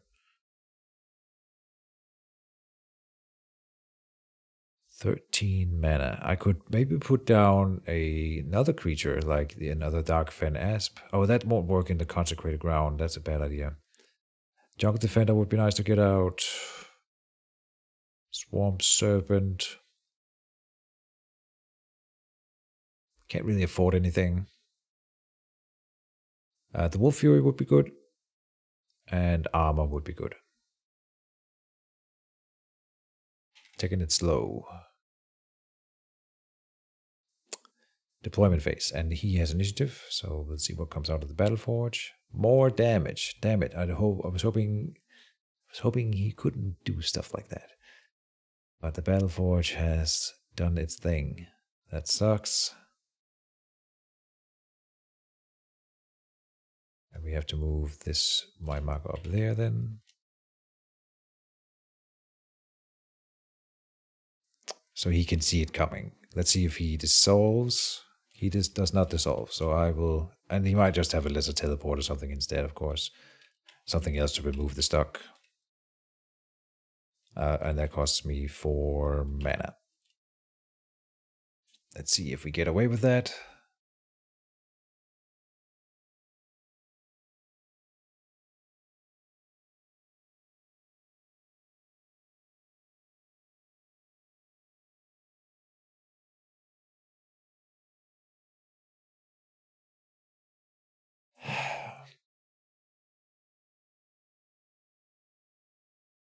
So far, so good, yeah.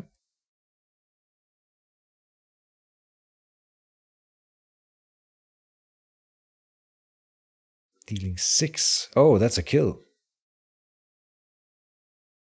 What's happening? Pays 3 mana to... But you killed it. Why are you revealing?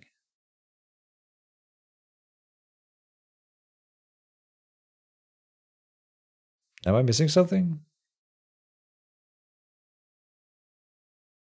By burn conditions. But it's dead.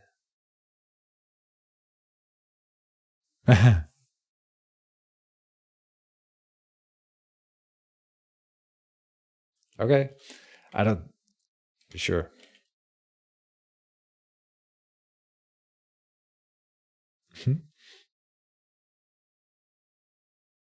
I think maybe he thought it had 11 health, like the Thornlasher did, or then maybe he was calculating the Ethereal life tree, which was on the field earlier. Let's see, he's at 6 damage, 1 armor though, so I could move and punch him. I could also guard here. He's got his quick cast, so he's gonna teleport the Knight of Westlock, do something. So it's not prudent for me to go and attack him. I'm gonna build up a little bit by putting my Wolf Fury on the table.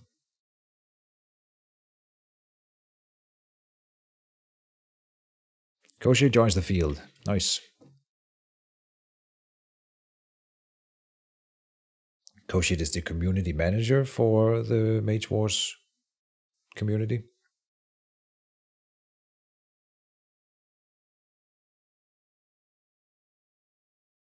Ferno's back.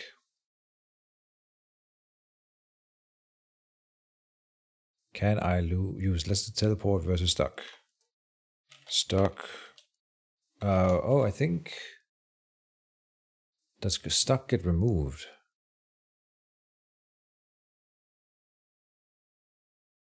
Thing. He can teleport it for sure, but whether or not the stock goes with him is the question. So I'll have to go and look that up. It's here. I forget.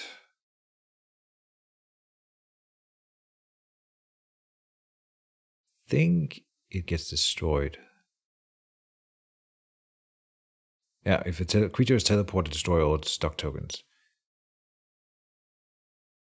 Yes, lesser teleport will destroy All stuck markers. No nolly.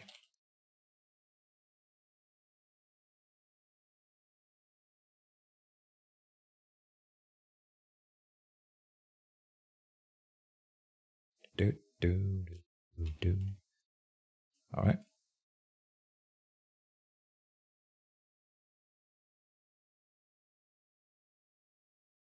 He enchanted me, and there was not a nullify on mine.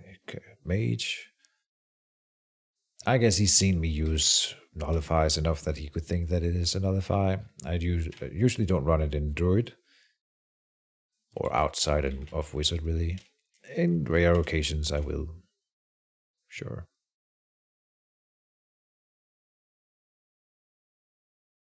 It's always good to check, especially if he's low on the souls. You never know. Doesn't know what kind of equipment I'm packing. Heh. Innuendo. So another, at best, mediocre round for me here. Did he get rid of the stock marker? Yeah, he did. God damn it. Can't be lucky. I've been plenty lucky, I know.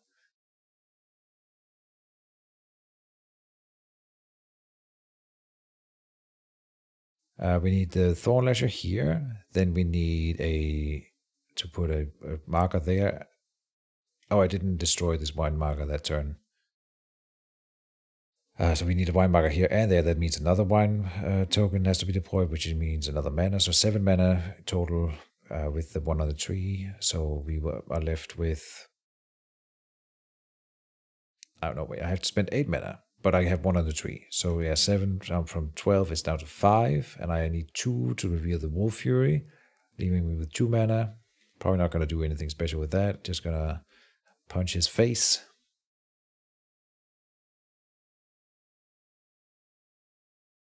But we could have a Dark Finasp in the hand, I guess. Or did I ever put another... Didn't I have another leather piece? It's in my hand. Yep. And I think Barkskin would be nice to get down.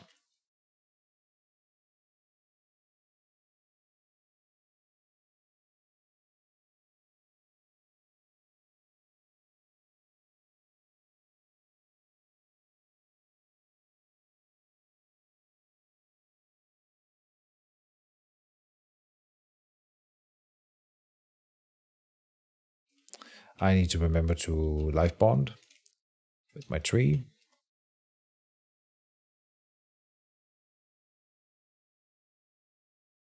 If he doesn't have any more creatures in his book at all, then I feel like I am going to win this game right now. He is down to 34 cards in his book. We have killed some pretty big creatures, you know, so maybe he was relying on those 3 and only those 3. And then if that's true, this could be a win. But I would doubt it. I'm sure he must have at least a Guardian Angel or 4 Guardian Angels. That tends to be his plays. At least 1. For sure. And I don't have a good way of killing a Guardian Angel. Not really.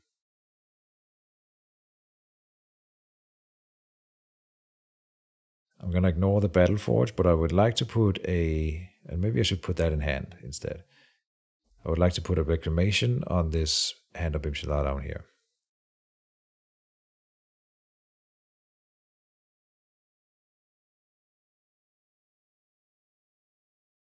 Yeah. Because that's healing him and that's super annoying.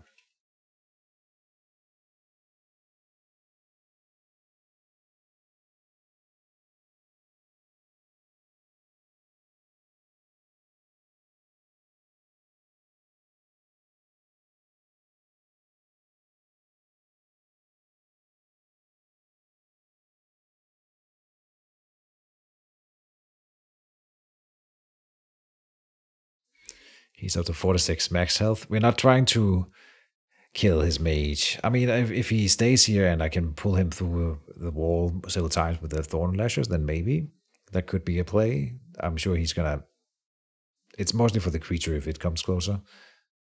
Sure, he's going to prevent it with the mage.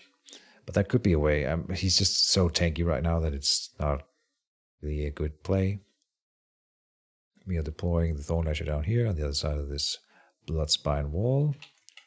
This way it can also pull people away from the tree and in through the wall, so that's kind of nice, which is also the reason why the play in the first place here was okay.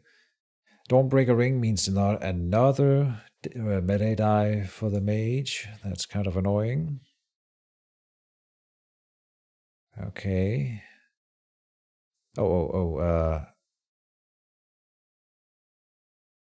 He did another wine marker.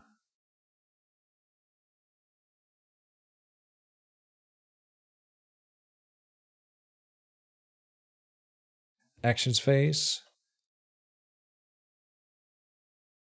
I will try to snatch him here so he doesn't hit the tree. Dealing a damage, but not a snatch. Okay. And then we will add a stock here and give it to you. Destroy the wine token, pay 4 mana. And hopefully this time it sticks around. Done. He's got the lesser teleport in hand for sure, so it won't matter. But I want him to spend those spells, so it does matter for that. Spends the ready marker on Hand of Bimshla. Doing a damage marker from the Knight of Westlock, so it's back to full health.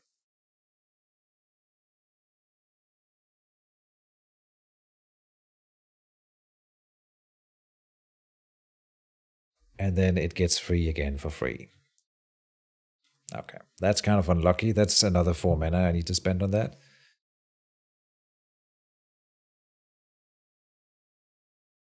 But it is keeping the Knight of Westlock out of action, so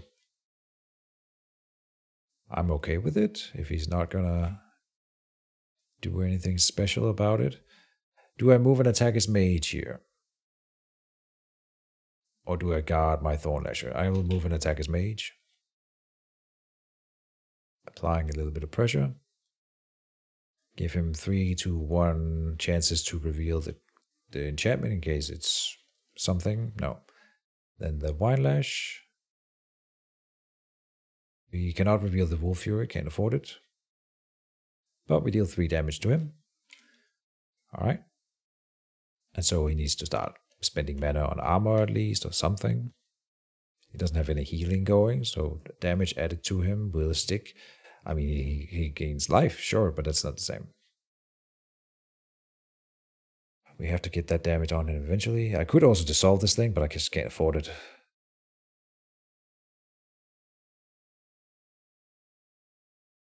If we do more than 1 damage per round, then this won't help him. Purify on himself, so he gets rid of the weak token. He's still building up his melee then. Kind of interesting. Alright. What are you gonna punch with all those dice then? You are up to 4, 5, 6, and a rust on me, so he's attacking my mage? Yeah, nice. Good for us, I think. Because I have passive healing, you know, and then I can just put some armor down or something. But he rolls 8 criticals. Okay. Fun. So now he's leading the damage race. But I have more damage potential. Like these 2 creatures here can end up doing a whole lot of damage to him in a single round. Which is where it's starting to look good for me if we can keep getting that built up. I would like to get the other Thorn Lasher here again down so we can do pull, pull, pull. Or snatch, snatch, snatch. You put a Corrosive Orchid in one of the zones too, so that when he gets put in, he would be also corroded. I would like to get rid of some of this equipment, of course. Now with the final quick cast.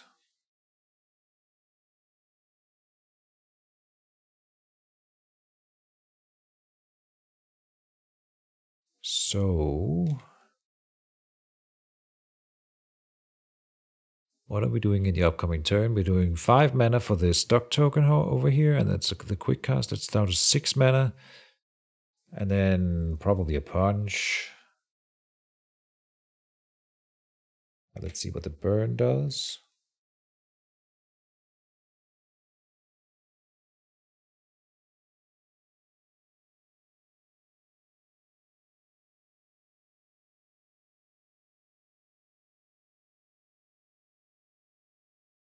What does the rust cost? Is it 6? Oh, and I take a damage for being in the consecrated ground, right? So, meh. I still think moving up here and hitting him was the right play, but now we're obviously going to move away and do something else. Tanking a bit with my mage is fine. It's just a question about what's next.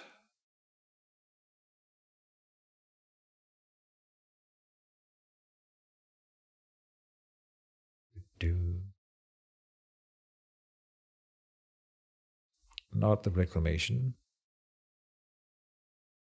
Could he destroy my wine tree in 1 turn? No. No. And then I will put not an important thing on it, but a thing on it to bluff.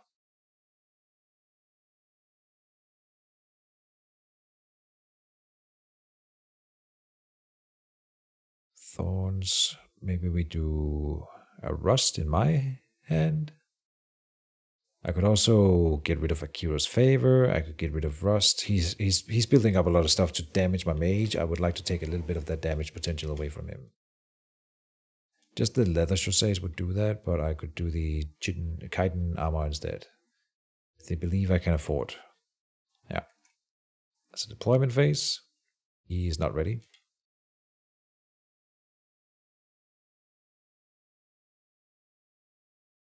When he deploys, we will know that he is ready.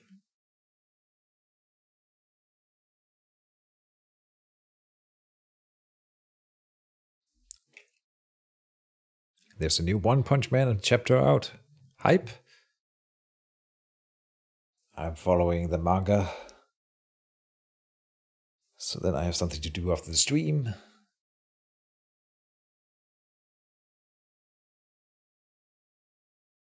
Oh, and I need to work. Trying to escape from work right now, but I have plenty of time. Plenty of time.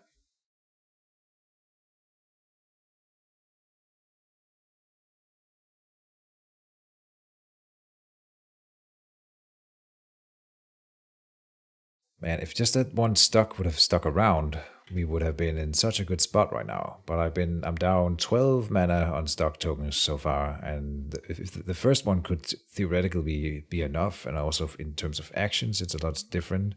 So I'm being pretty unlucky with that, and surely that will turn around this round, right? Statistically, I don't think that actually is how statistics work.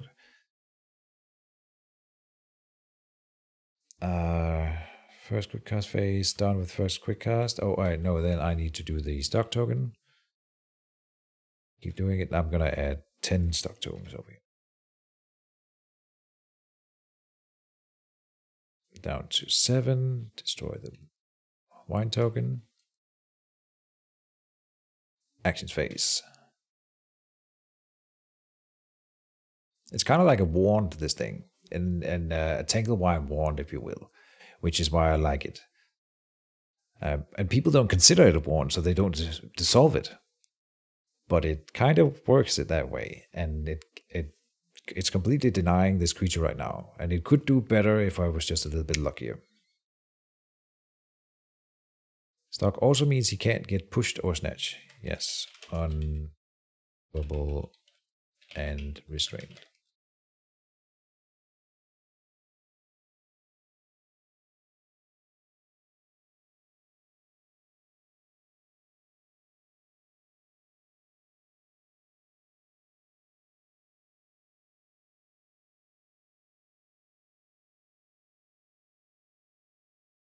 He's getting pretty close to having the dice on the field that he needs to destroy the tree in one turn. If he lets it teleport the knight and then moves and teleport and attacks with the mage on the tree, then has a then he can't also do an attack spell.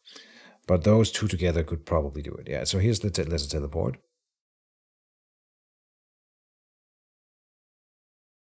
And okay, he's just attacking my mage. Interesting.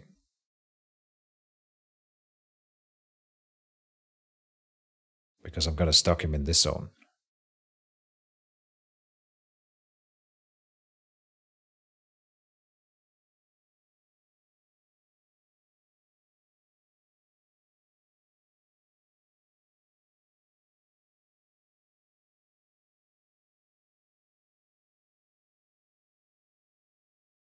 Pretty low roll there with 3 dice, or 3 damage, I mean. So I move over here. And I will put down the Keejchen armor.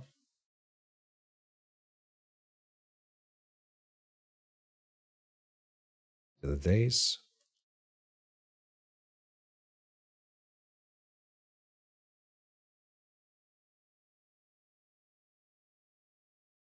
He jumps the gun. Uh-oh. He should have passed here. Uh-huh. A misplay. If he goes through with it, he does, yeah. Okay, because now I can pull him and pull him again. He should have waited and made me use a Thorn Lasher first. But then I could pull him down here, and then he would have to move up there and then not get the attack, I guess. So he's really trying to kill my mage.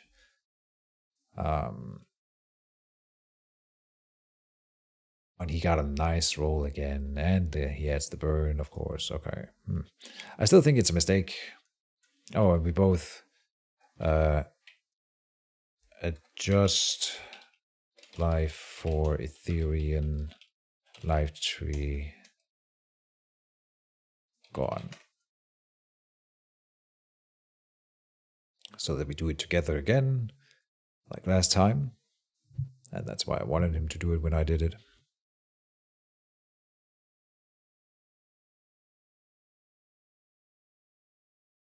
And I want to wait. Oh, really? Okay. I'm not going to go and check. Let's trust him.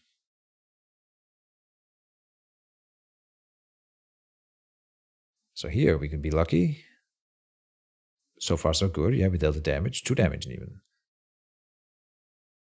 And he gets snatched. And then he will be snatched, hopefully, again through the Bloodspine wall here. So now we're doing some damage. And please, oh god, please get a bleed token from this.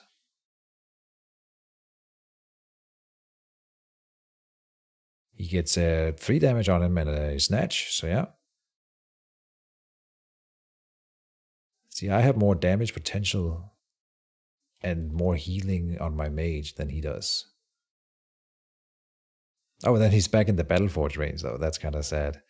But we get the bleed token on him, so he can get rid of that with the Hand of Impula, sure, but it takes away the healing that he would otherwise get. And if we could get 2 bleed tokens in one turn, that would be real good. So, yeah, that's the goal. Done with actions phase. That was a good round for us. Good rolls. Okay. He's not close to death, but we are threatening him. I heal with the tree.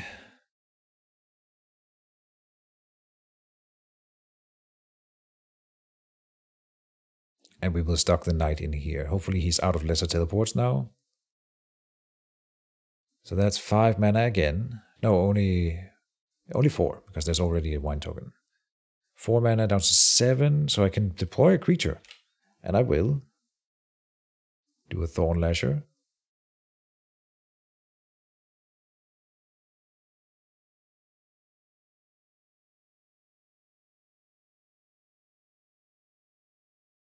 Let's see if the burn token sticks around this time. Hopefully not. That would be bad.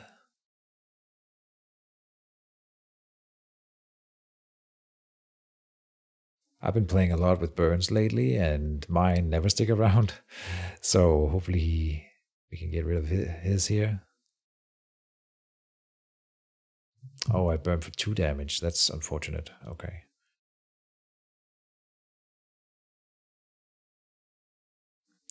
4 down to 7. So I have 2 mana left over after deploying the Thorn Asher and doing the stock token. That means a Legend Crusade or a an enchantment. Maybe Cobra Reflexes would be a nice little surprise card to play. He has not dispelled anything yet, so he's just going to dispel it.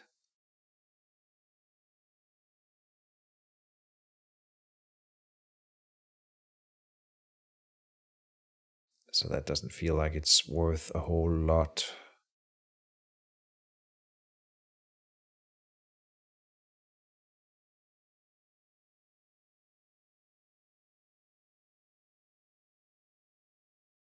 All right, let's see. I could also disperse the rust maybe. But I kind of want to move down here. And that'll be with the Leather Crusades. But let's do a disperse in hand, just so we have it for eventualities.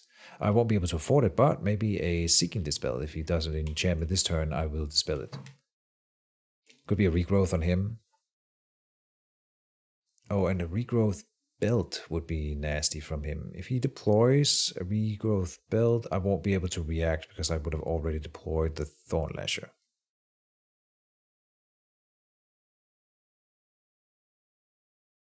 And the question is where I put this thing. I think we put it here.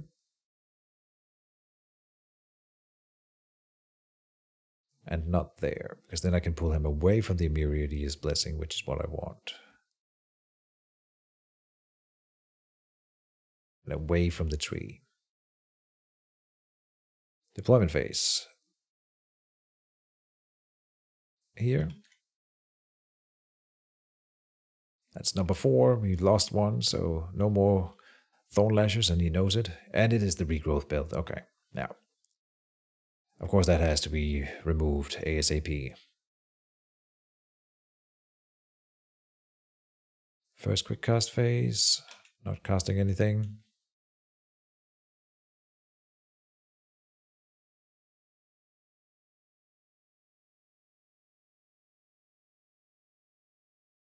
And this is why I don't prioritize removing Sunfire Amulets like some people think you should. I think it's much more important to remove regrowth belts. So I save my dissolves for that. Pays 1 mana for what? Song of Love. Cannot be real during an action phase. When Song of Love is real, place a love token on a friendly creature. Enchanted creature cannot make a melee attack or a range attack against a creature with a love token. When the spell is destroyed, destroy a love token. Play on a friendly creature. Okay. So for 2 turns, this thing cannot attack his mage, I guess, is the point. All right. That's cool. But temporary.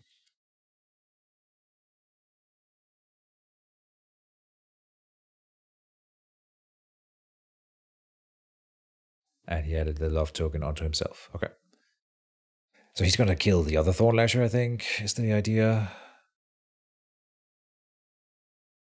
But he's not going to be able to. It heals 4 per round.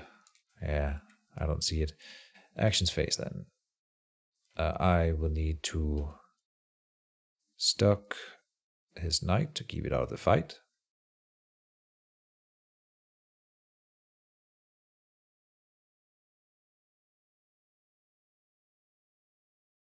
I will do that with my main action. No.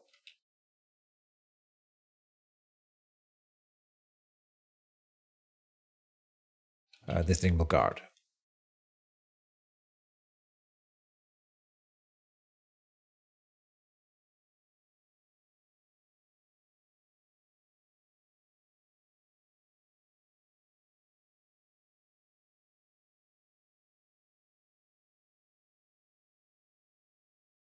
Moves the bleed token from himself, yeah. Oh, so it would have dealt 1 more damage in the upkeep phase, by the way. Nice. And he does go for the Thorn Lasher, yeah. If he rolls really well, then next turn we can lesser teleport the guarding guy in. Okay. But he did not. It's gonna heal all of that damage. Oh, he re-rolls it and rolls 10.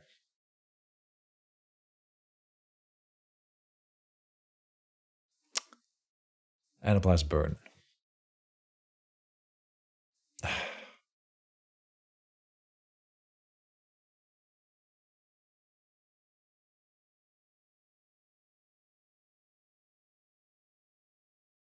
Great. That means he can attack spell it next turn and kill it next round. We will, with the Thorn Lasher, we are attacking him.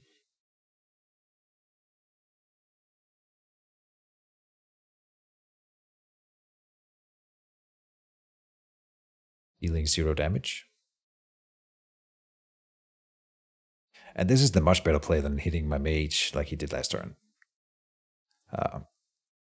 Have done that earlier. Done. So now we gotta react to that. He guards with his knight. Gets out of the stock again. That's 4 out of 4. Well, I mean, if half of them had failed, then might have been. Yep. That's sad. My mage is moving. Come on. There we go. Moving over here. Come on. He won't do what I want him to do. Getting rid of days. Deploying putting down a leather chassés. The idea being that we will move down and guard next turn.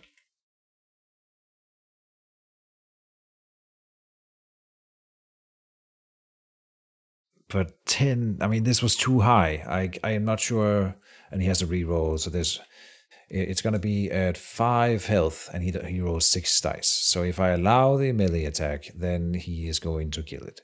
So we cannot allow the melee attack. What can we do then?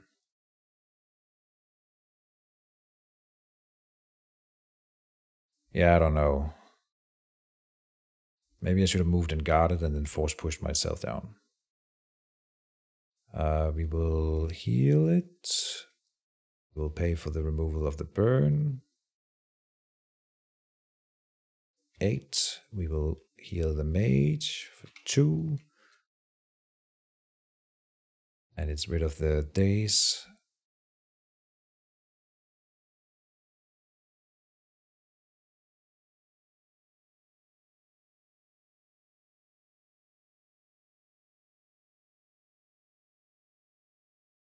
What can I do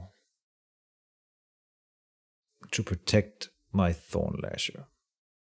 I can give him a daze token with the Surging Wave.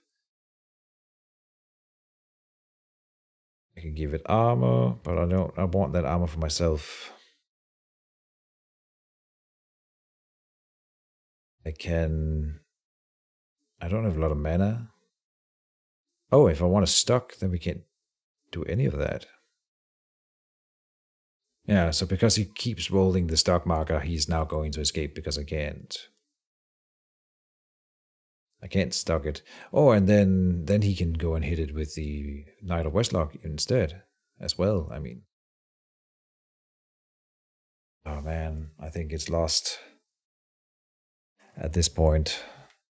Because if he kills the Thorn Lasher here, I got nothing. I can lesser teleport one over, but I need to keep my creatures alive. And it's not happening. I should have moved and guarded, and then I could have force pushed myself down. But then I still wouldn't be able to do the stock.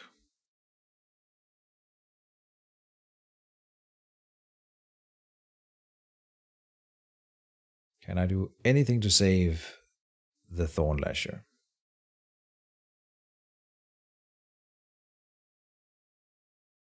Yes, I can give it the Cobra Reflexes.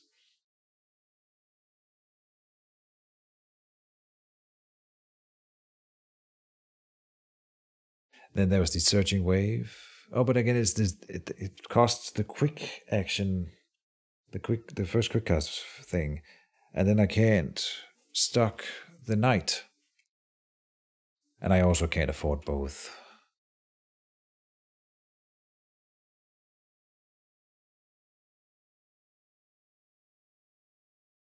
Yeah. If he just failed those stock tokens, we would have had so much more mana. 8 more mana right now would make the world of difference. I could deploy a creature. And I would have had 2 more actions to do other things than to cast stock tokens all the time. Seeking Dispel is not the play. Lesser Teleport might have a place. Come on. Force Push. More likely a Force Push.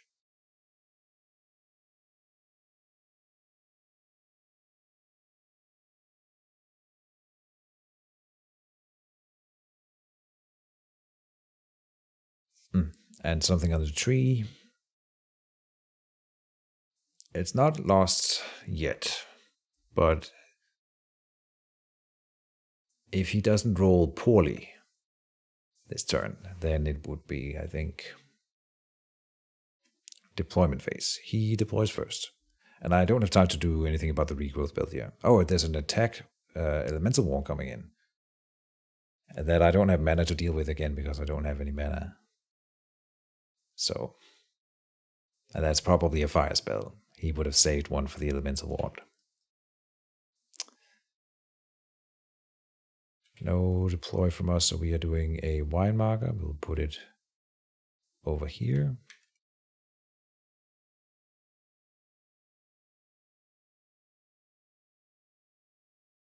He spends his quick cast action, attacking the Thornlasher, not allowing me an opportunity to stop this. And so, if he gets it here... Oh, an acid ball. Huh.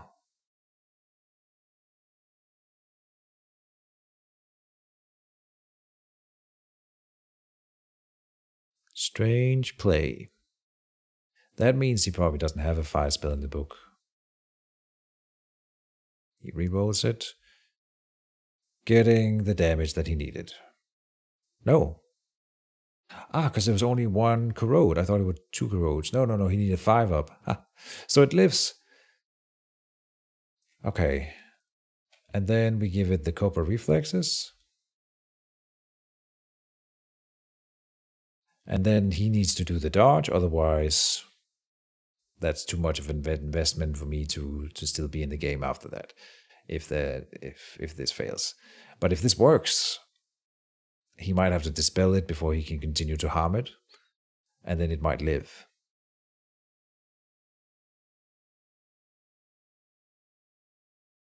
Next turn we will need to prep a dissolve for the wand.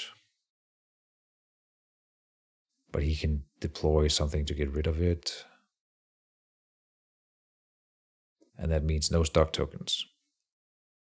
That's what it is. Actions phase. What's he gonna do? The knight goes.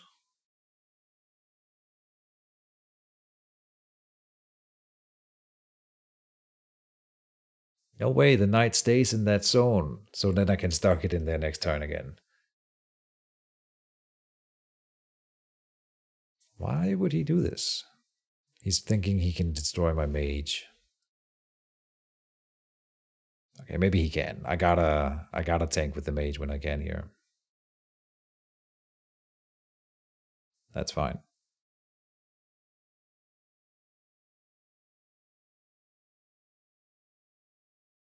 So then I will try to snatch him through the wall here.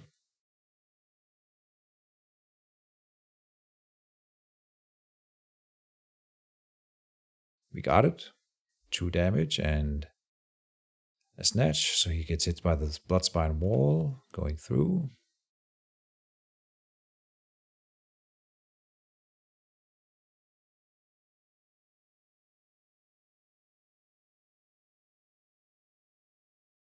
1 damage, no, 2 damage and a bleed. So that's another damage. No, he has a regrowth belt. It's technically another damage. Pass, he says. Okay. So I could move and guard my Thorn Lasher. 7 hand, force push. I will just guard with this one. I kind of want him to go and hit this Thorn Lasher. Oh, no, I can pull him through. Yeah, I was hoping that he would move through the wall and punch it, but just as well that I pull him through, and then we need him to attack the Thorn Lasher, and then we reveal the Cobra reflexes, and then we make the dodge roll. And then all is well. And then we go on guard.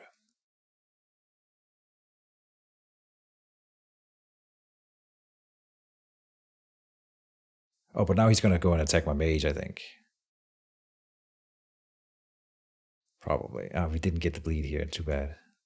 He's going to go and attack my mage. Yeah. Right. Yeah. Huh. Misplay for me, I think. Allowing that, since that's what he's focusing on.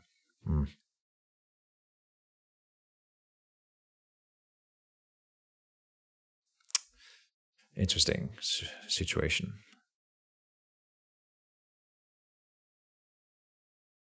Oh, and he got a good hit. And a stun. Oh no. Oh, wow.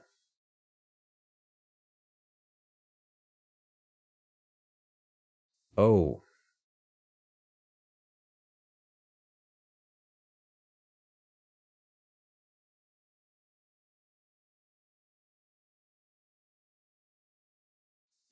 I did not expect a stun here. I don't think I cast my force push. I'm gonna let it be.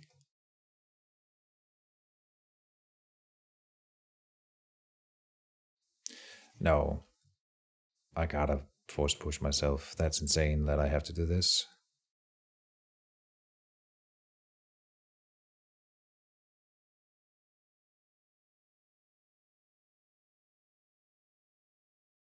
Well, this went sideways quickly, so it paid off for him to focus Mage.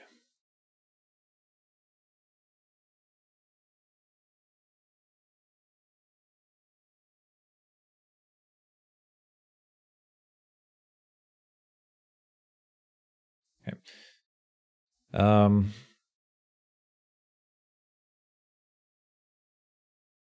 I have initiative next turn. Yeah, we're not casting.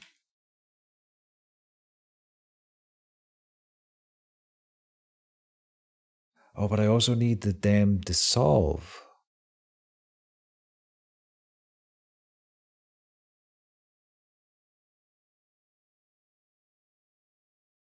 I am casting. Over here.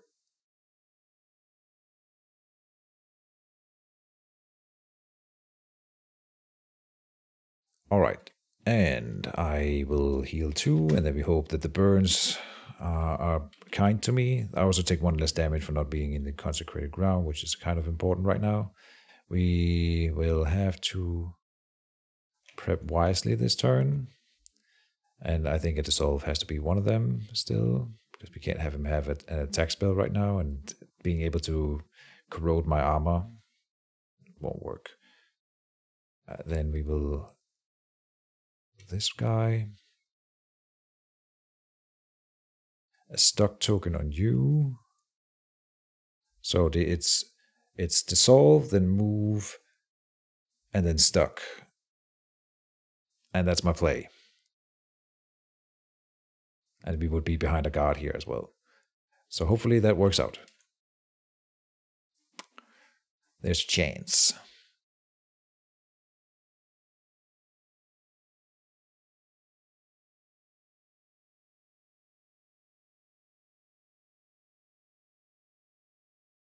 Dissolve is 5.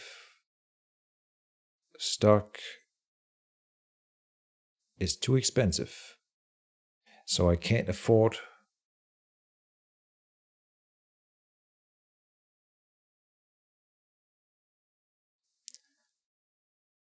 Cobra reflexes then. No, it's only 5. 4. And 5 is 9, leaving me with 4.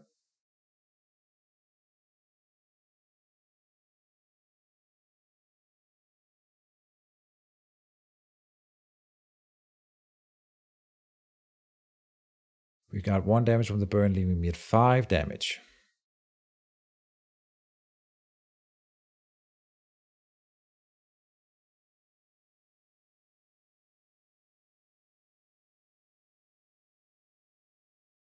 Could Tangle Wine from the tree.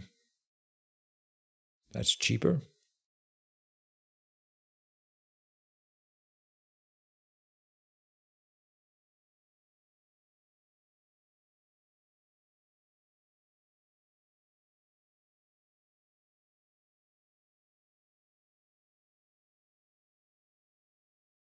Because I need that Cobra reflexes. So 3 and Dissolve is 5, is 8, and then 5 here. Yeah, that's all my mana. Then I can double move down here.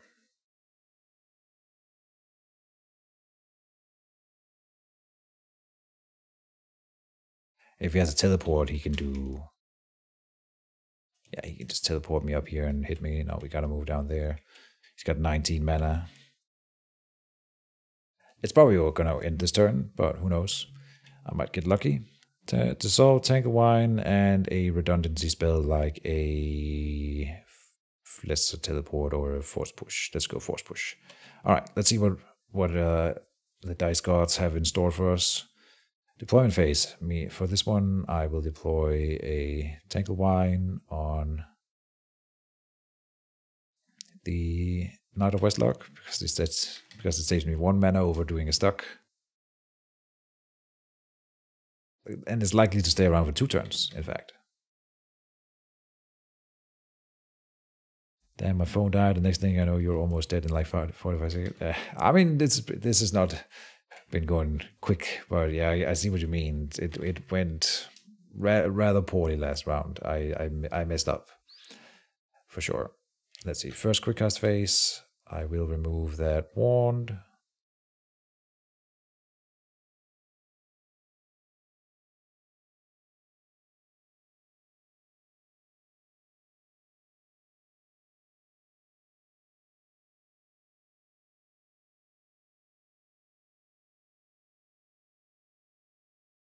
Question for the audience: was it a mistake for me to play the first reclamation on the renewing spring down here when I could have targeted the Hand of Imshalar? Because if he had the renewing spring, he would have had to run his creatures down here and to sit there, where the Hand of Imshalar has been able to use him to save him or heal him passively for the entire game, right? But he probably has at least one backup up with Hand of Imshalar, which is part of the reason why I didn't. It still maybe would have been a bit of play. It is interesting, at least, to think about. We are moving down here. Let's see if that is enough. Done.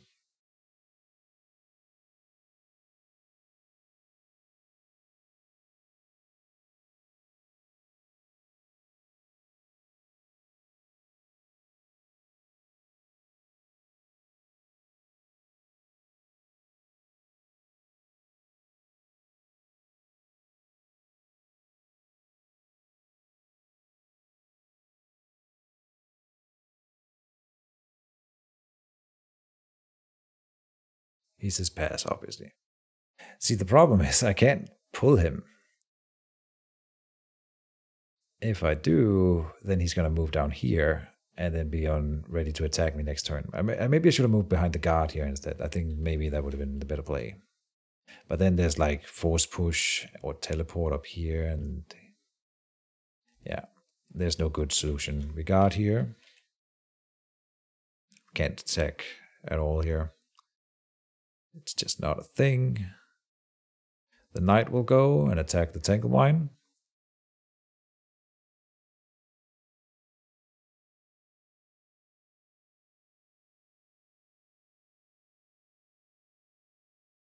Or he could teleport the knight to me. And then... Oh no, okay, he's going with the mage. This, Let's see the teleport then. Must be the teleport. Yeah. Something definitely here.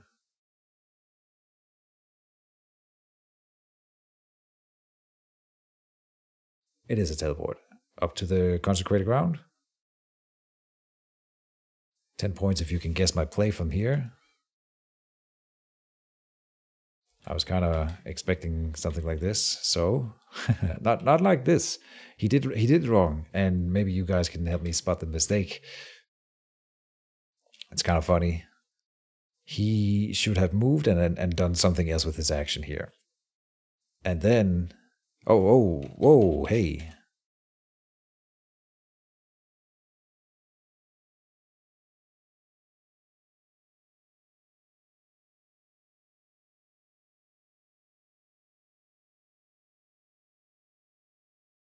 My turn.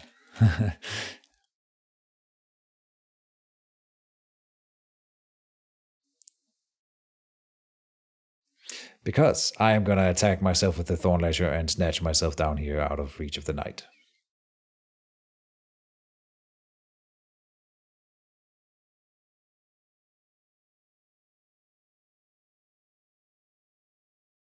Are you done? Oh yeah, can I do the... Sure.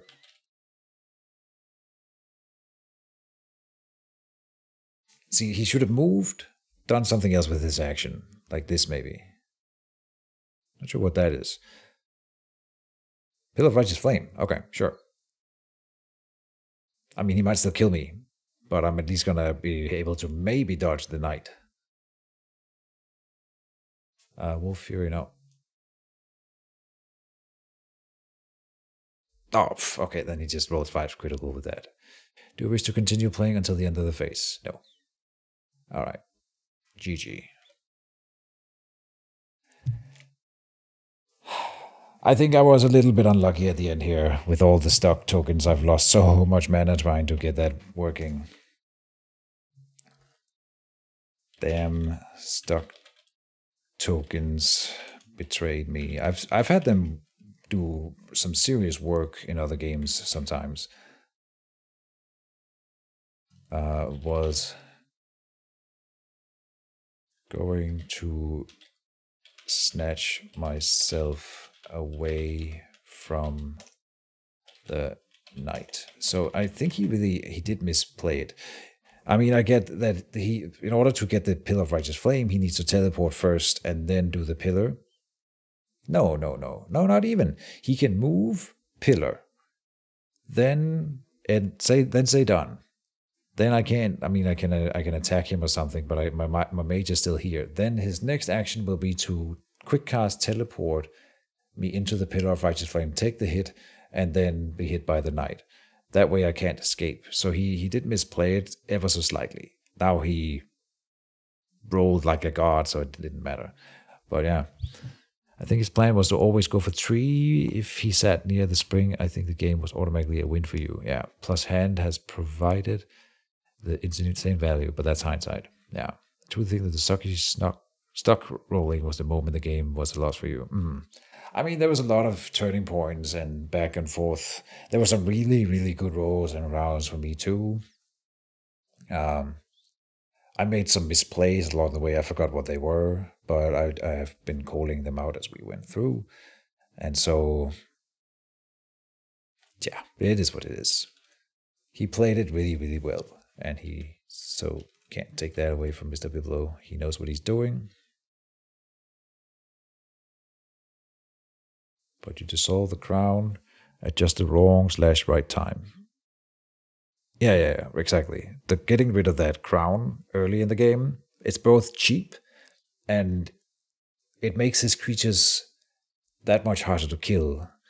Killing something with 2 armor or killing something with 3 armor, you can't even imagine how much of a difference that makes. And then if you get it to 4 or 5 armor, it's just never gonna die because he can keep healing behind it.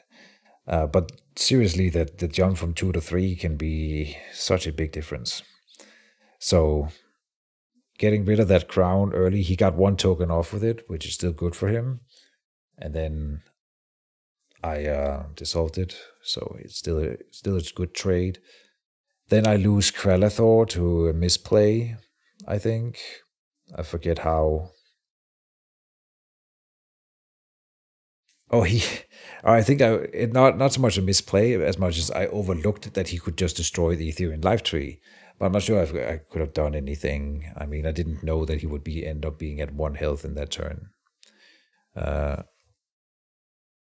About your book. He's showing us his book here. No, he's not. It shows people feel this discard pile to everyone. You showed us your discard pile. Visibility, everybody. But I have made a similar book from for the priest with Cassandra and fire spells. It's actually it's not quite the same. If we look at mine, load it up here. I think his is probably better. That would be my guess.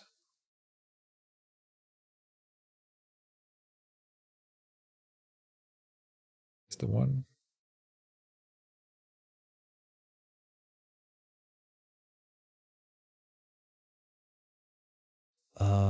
No. I guess I.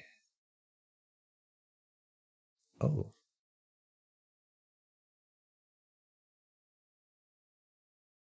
I don't have my Cassandra book. I could have sworn I made one, but I guess not. Maybe a priestess?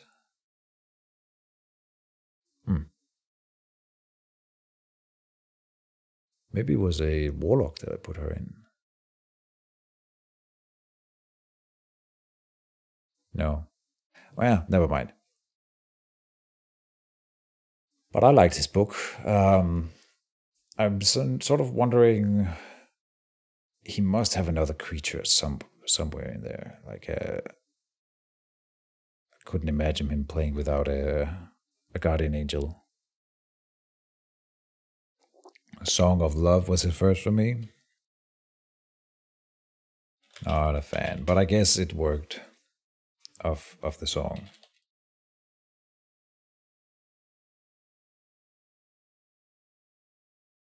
All in all, it was a really cool game, and I think it was really neck and neck.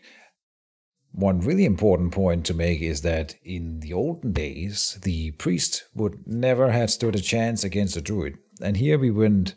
I mean, all the while, it felt like we were sort of going even, trading blows. There was a point inside the game where I thought I was going to win, and then I thought he was going to win, and then was like, maybe I can switch it back, and then the point being that it was a cool and interesting game, despite it being Druid, which was previously considered the strongest mage in the game, and now we're facing up against a priest who was previously the weakest mage in the game.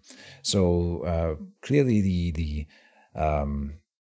even if we account for the skill of Biplo, I still think that we can say that the mages have been pushed closer to each other in the new balancing, which is really, really important. And all it really took was the increase to the priest's channeling.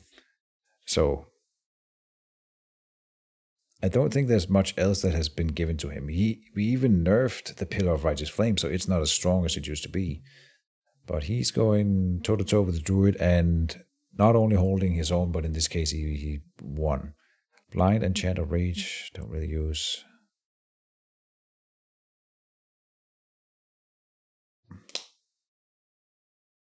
It's okay. It did the job this case, I guess. I'm just wondering, like, if he hadn't cast the Song of Love, would it have been any different? I don't think so.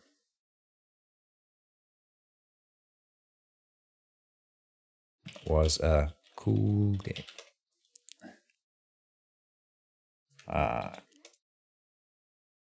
I get next time. All right. then I have also been streaming for long enough. I gotta go bed. I gotta go bed. Let's see if we can find to raid someone who's playing a board game, maybe just any kind of board game.